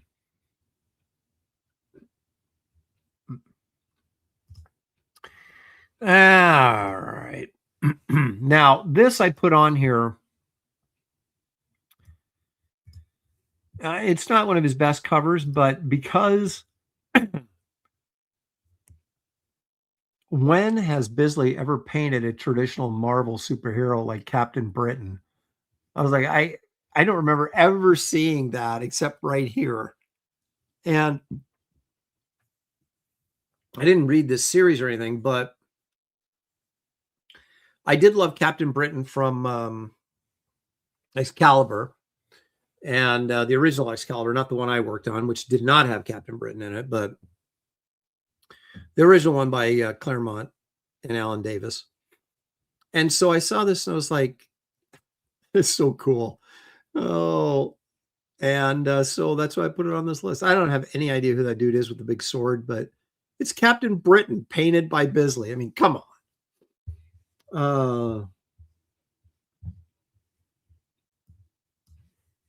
No, wait a minute. Wolverine says, okay, I can't stomach Bisley, so have fun, y'all.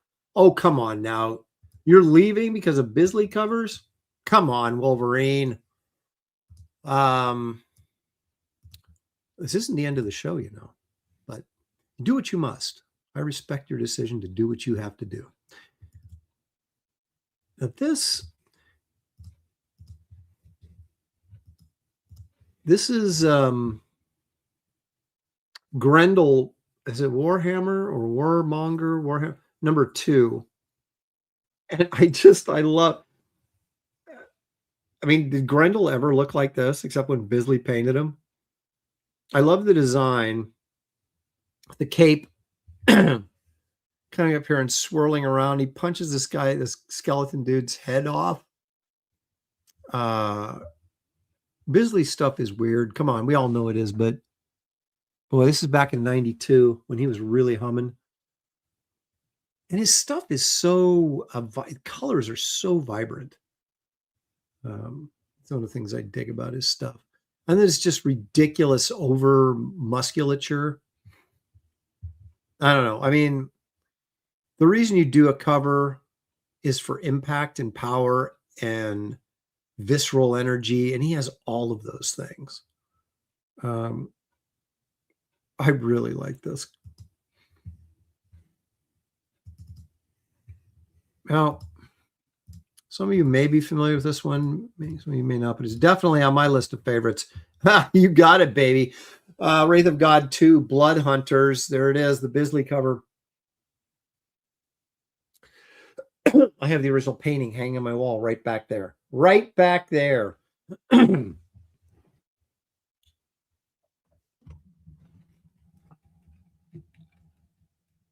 See it?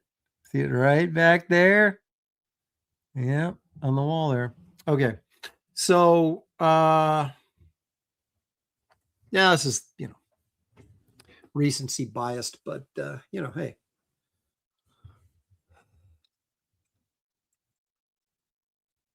The horse needs a tail. So yeah, where is the horse's tail? Isn't it right here? That's it right there.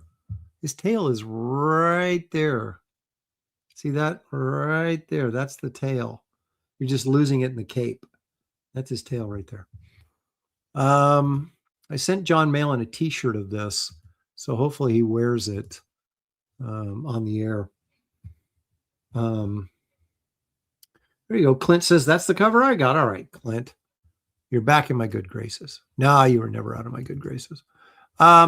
This is 1995, but this is like really sort of cool classic Bisley. And apparently this is 2000 AD.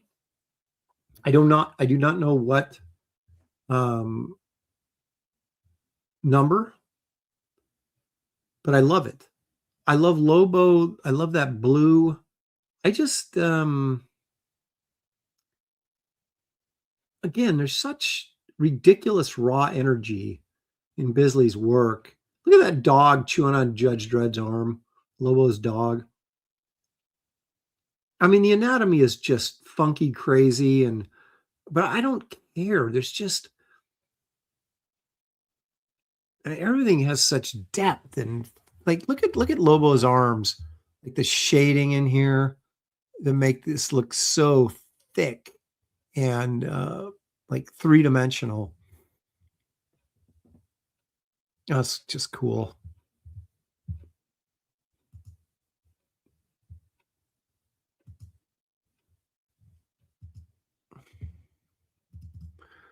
This is, I put this on here because it's pretty classic. I mean, everybody knows this image, right? It's not particularly, brilliant or anything like that, but it is just sort of a classic image. And it just goes to show you what you can do with a close-up. Barb Rogers sending me $10 super sticker. Thank you, Barb. Haven't seen you in a while. Appreciate that very, very much. What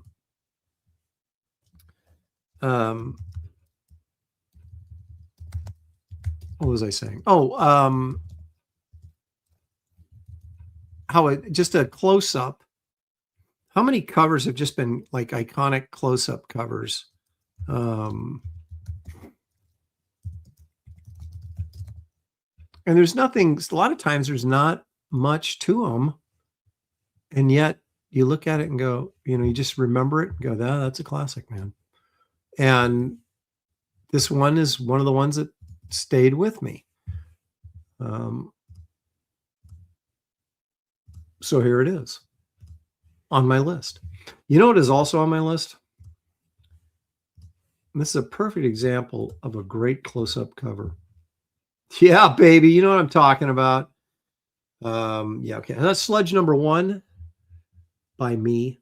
So I just thought I'd be a smart aleck and throw it in there, but there you go. See? Giant close-up. There you go. People remember it. Except for this book, no one remembers. But in most cases, people remember those close-ups. Gonna get rid of that. Okay. What do we got here? Oh, I've always liked this one. It's kind of silly, but it's kind of Bisley, I've always liked this one. I mean, this is, I think, just a pinup book, right? Of Lobo art, which is, depending on who worked on the books, I would buy, but I love this cover, that dog up there, that crazy dog, his motorcycle. And it's just like, I mean, him and Keith Giffen turned Lobo into this space biker that it's just so awesome. Look at, he was just such a lame character until they got a hold of him and turned him in just like the coolest anti-hero ever. Look at this. Like, he's like this guy's on fire, you know, he's like a skeletal face, but he's wearing a suit of some kind. I don't know, but he's on fire. Look at his buns, I guess, are sticking out there, but he just laid a patch of, you know, hot rubber all over him. This is hilarious.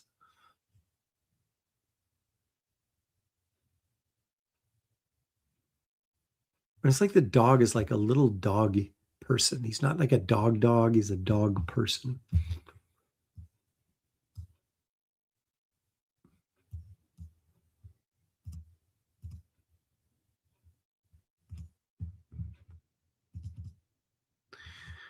This, talk about classic. This is a little pen and ink from Biz, which I love his pen and ink stuff too, by the way.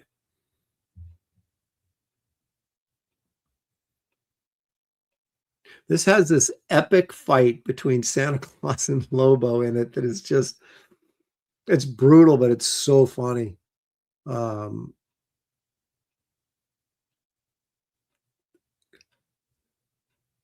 I love the warning label on this cover, by the way. So I think this was, they did the Lobo miniseries, and then this came out in the tail end of that.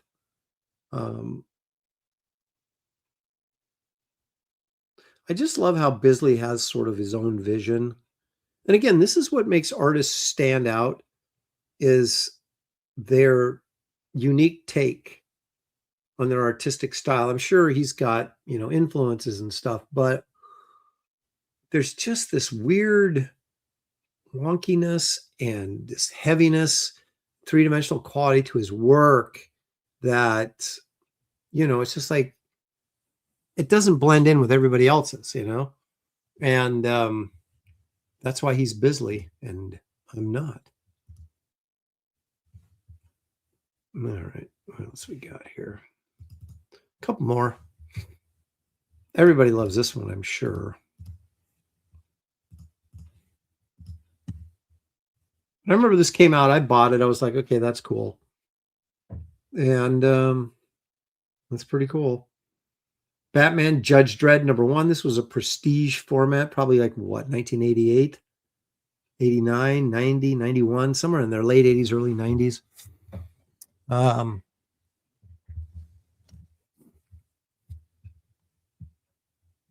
the great thing is Bisley did the interiors too. So you got the British writing team of Alan Grant and John Wagner, and then Bisley coming in. The all British crew on this one.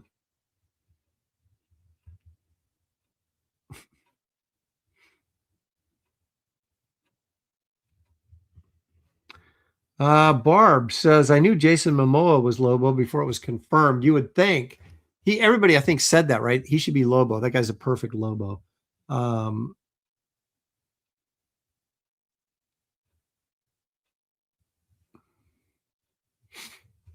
Yeah, there was a lot of really good choices with Bisley, but I picked just some of my favorites. Not even all of my favorites, but the ones that were closest and easiest for me to get. Now, is this #1? God, this might be #1 on my list. I remember when this came out and it just blew me away. Yeah, that's right. It's Bisley doing the Tick. Are you kidding me? That was just crazy. I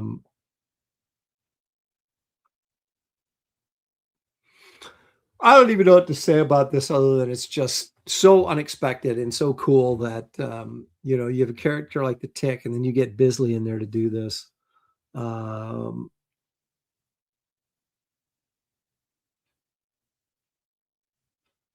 again, the vibrant color, the globe is so good, you know, that he's lifting up the earth there and the lettering for the Tick.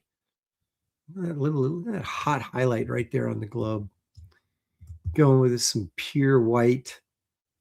Like that gives it that glow. Did I yawn? Someone's saying no yawning. Did I just yawn? Sorry. Now that I'm thinking about yawning, that's probably all I'll do.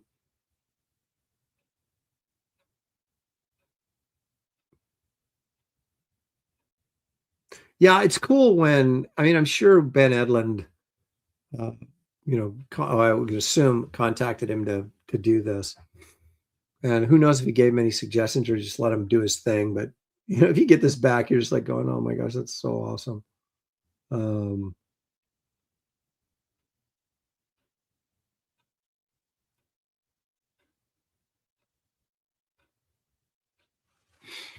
Oh yeah, that's good stuff. Did you guys ever get the Taco Bell toys, tick toys that used to be able to get? Like, I don't know if Taco Bell they don't really have a Happy Meal, but they had something. There was a couple of tick toys. One of them with him, you put his chin on a brick wall and he balances he has two like bricks in either hand or pieces of the brick wall in either hand. And it's bent up like this. And he put his chin right on the wall and he balances. What's a Taco Bell? I'm almost positive it was Taco Bell. Because I have that around here someplace. There was a couple of tick toys.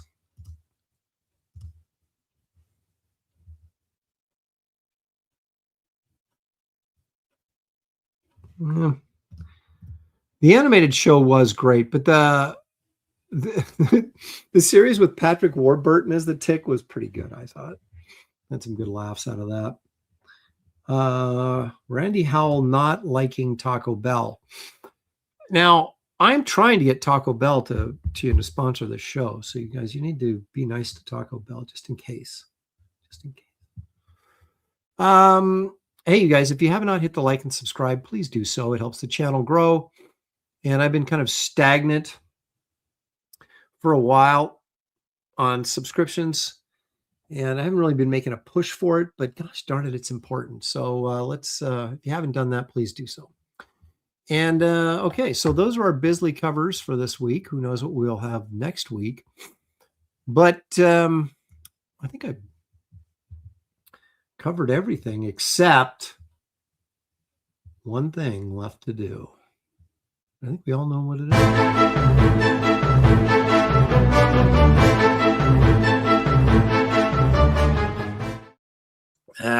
Yeah. Not finding Bigfoot. Today we're branching out. This is true. Ozhead bringing facts. Barry Sonnenfeld directed the pilot to the live action Tick. He produced the show. Yes, he did. Yeah, look at that. 10 subs away from 4.4K. But you know what? Here's the thing. It's not how many subs you have. It's how many people actually watch your show. Because you can have thousands of subs, but only, 150 people watching your show. Right now we have 214. That's okay. I'll take that for a late night, last minute throw together here. So Avenger 2 says, I'm subscribed. You're in my thoughts and prayers too, Don Lopez. Yes, Sonnenfeld was the Men in Black director. That is absolutely true. All right. So I think I have one Bigfoot video in here, but well, I guess this is like the Blair Witch or some rake or something. Yeah, you guys tell me what you think of this. I can only report the news as I find it. Ultimately, you're the judge of what's real. What is it? Okay. So we have some weird chick. Has black hair, squatting down, hiding behind a tree. I don't even know what to think of this, because a rake, aren't rakes or aren't they bald? So this person, chick, whatever, has hair and has her hands on her knees. I'm assuming that I have no idea if this is a skinny person in a white leotard or if it's just CGI. I don't know. Avenger 2 says that's CG fake. I'm calling it. That's computer generated. It says creative fae. Randy Howell says no, that is a forest witch. You guys don't know what you're talking about. Sequential Treasure says it's the bear wench. A Silent Spirit wants to know if she's twerking. There's a lot of mystery involved in this one.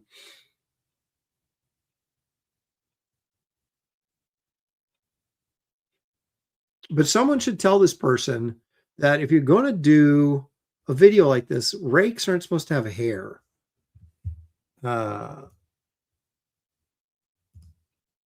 This one's a little too much hair, so I don't know. All right, now, you know what I like? I like videos. Okay, I'm lying when I say this, but I like videos that come from like Latin America. And the people are like speaking in, which sounds like gibberish to me, but it's, whatever the dialect is from wherever this came from, someplace in South America. I don't usually put UFOs on here because, whatever. But I did grab this one just for fun. So there's like a bunch of people on the deck of a hotel or apartment building or something filming this. And I'm thinking, well, okay, if this is real, like there's like 20 people filming it at the same time, allegedly. And see, there they are. All speaking in Spanish, so I don't know what they're saying. But let's just hypothetically say this was really out there. Couldn't this be somebody's like, what are the little flying camera things? What are they called?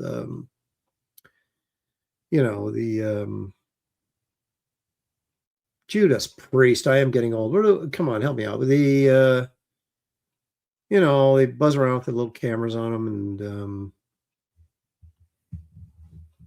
yeah, I mean, okay, here's my problem with aliens. Now, I know I'm a drone. Thank you. Couldn't this just be a drone? I mean, they got to have drones that look like UFOs, right? I mean, why wouldn't they? Like little flying saucer things or whatever. They wouldn't just, they have to have that. But here's my thing about aliens, and I know a lot of people believe in aliens, and so it's kind of like, they don't want cynical Aaron raining on their parade. But let me say this. The nearest planet or galaxy outside of our solar system is like a gazillion billion light years away, right? So there's no freaking way that someone from another planet, even if they existed, could travel here. Okay? And don't give me this wormhole crap. That's all just like made up theory stuff. They don't know anything about that. That's just conjecture.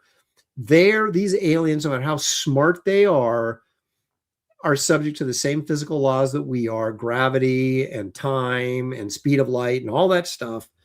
And there's just no way anybody could travel unless they did it through some sort of time warp, wormhole, science fiction theory thing that, no one can prove. So I don't really fall into this believing in UFO stuff. And plus, if they're so smart they can fly here, why won't they make contact with somebody other than, some person living in a trailer in the Midwest? But that's just me. I'm cynical. I'm, what do I know? I'm the world's greatest authority on my own opinion. Okay. I call this frozen Bigfoot. But now, this is interesting. It really is. And I'll tell you why in a second here. All right. Okay, so this guy's out in the woods walking around with his camera, and I guess he does a lot of filming of wildlife and stuff. Okay, right here is where we're looking. This thing right there. You think, okay, well, that's just part of the tree. That's whatever. I like how the camera is steady. I like how the guy doesn't run away, like, oh, and drop the camera or whatever. Now watch this thing. It doesn't move. It doesn't move. And then suddenly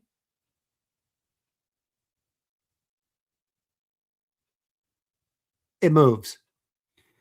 And then we lose the shot, which is also, I'm sorry, that's like to me, that's like the dead giveaway of a fake video, because just when things get interesting, it stops. And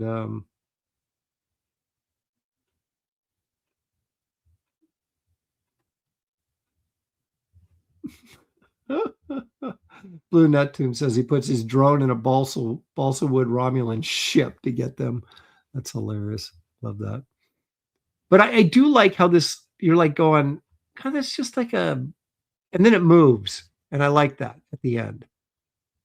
Right.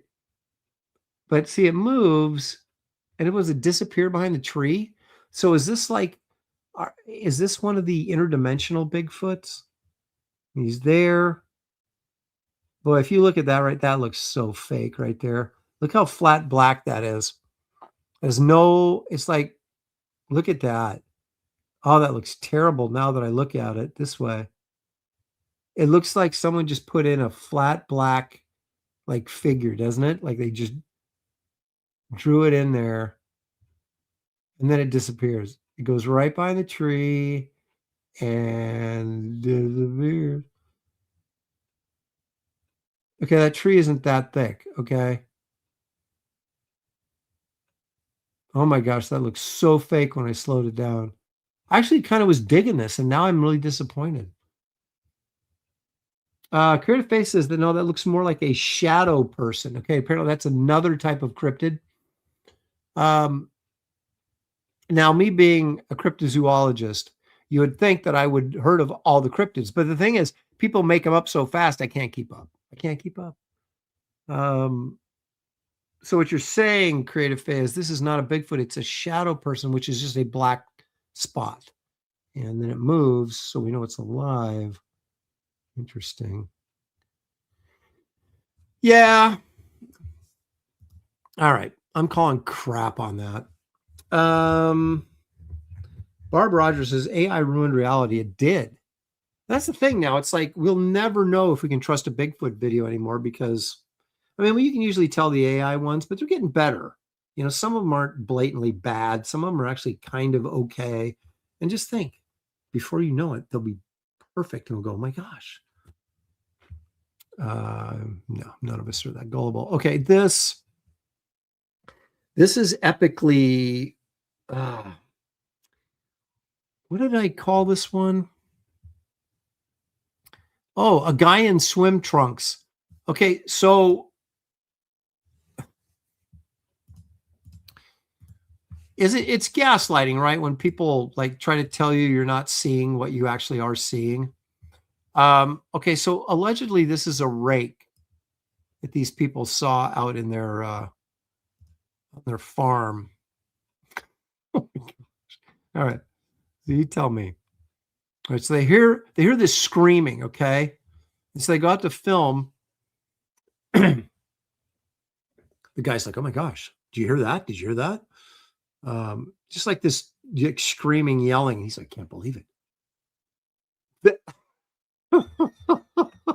Okay, hang on now. Okay. Now, is that a black bar right there? Because they're going, that dude's naked. But, or is that swim trunks? Maybe that's a black bar. Why would they cover up his butt, though? Are those swim trunks? I don't know. But look, he's got hair and he's standing out there in the yard yelling. Okay. This guy can't believe it. So they yell at the dude, right? Like, dude, what are you doing? Okay. Are they going to go back and show us this again? And listening to these people talk is not really convincing. Like they staged the whole thing, but it's like, why? Okay, so they yell at the dude, right? They're yelling at him. He's screaming into the trees. And they whistle, hey, are you okay? Can we help you? Look at him. Do. And then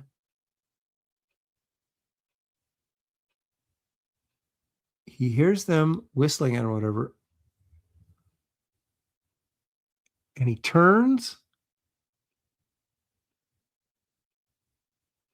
No, those are swim trunks. You see how they're still there when he turns? Right there. And he says they start coming at him with all fours. And I'm like, dude, you put your friend out there in swim trunks and did this video, and then you're trying to tell us that this is like a rake or Bigfoot or something. I mean, could you paint him white? Could you put some effort into this? It's a dude in swim trunks yelling at the trees. How is this a cryptid? How is this on cryptid channels?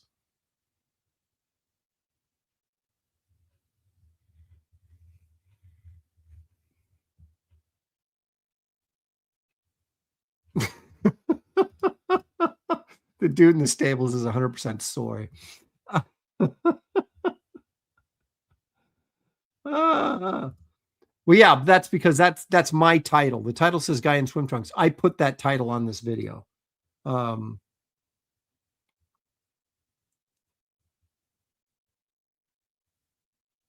can't believe what I just saw. Neither can I.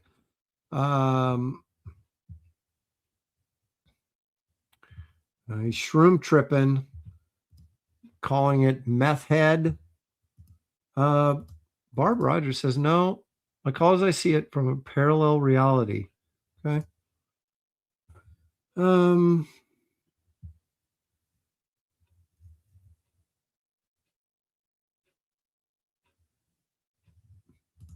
Look at Avenger. He's more sour than I am. It says cryptid channels looking for ad money, just like all the fake AI videos. I hate the military channels on YouTube. So much crap put up by fakers. It is so true. But what I find, the reason I included this one, usually ones that are like so blatantly bad, I won't do it. But this is so bad that I had to do it. That someone would put this on their channel and try to convince me that I'm looking at a skinwalker when it's their buddy in swim trunks acting like a weirdo out in their yard.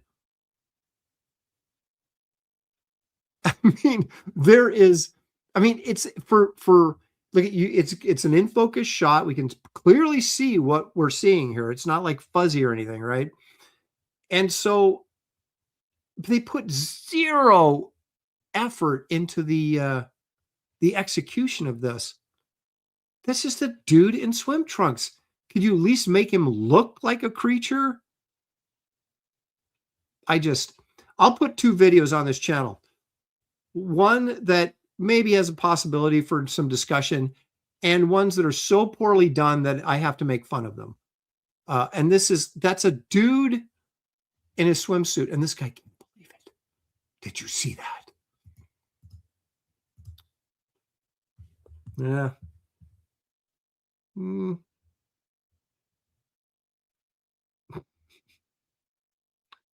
Well, you think it's a prank. Well, you could argue that all these are pranks because I don't believe any of them. We've had a couple of Bigfoot videos that were interesting.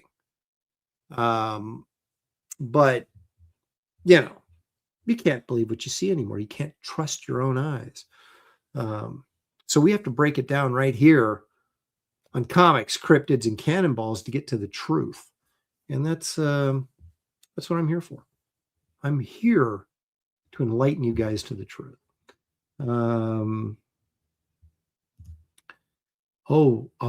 Never were truer words spoken. Except when Howard Chaykin, I'll name drop, Howard Chaykin, and yes, he remembers me, in a taxi in Germany on our way to a show. And he's saying all this stuff, all this literary crap. And I said, Howard, what in the world makes you think that I have any interest in what you're talking about? And he turns to me and he says, he goes, you know what you are? He goes, you're an anti-intellectual snob and you're proud of it. And I thought for a second and I went, that is the best, most apt description of me I have ever heard by anyone. So here you go. Howard Chaykin labeled me, and it is true. I am an anti-intellectual snob, and I am proud of it. There you go, folks. And I'm always name dropping. Okay, so folks, that's all I've got for today. I want to thank you guys for joining me late. I want to thank you for the super chats and the super stickers and your participation, because I desperately need you in the chat to bounce my crazy ideas off of. So appreciate the conversation. Thank you guys for joining me. Enjoy the rest of your Sunday night, what's left of it. Have a great week. Join me in the gang Wednesdays on this channel for Graybeard Studio. Thank you all. Have a good night, and we'll see you next time right here on Comics, Cryptids, and Cannonballs. Mr.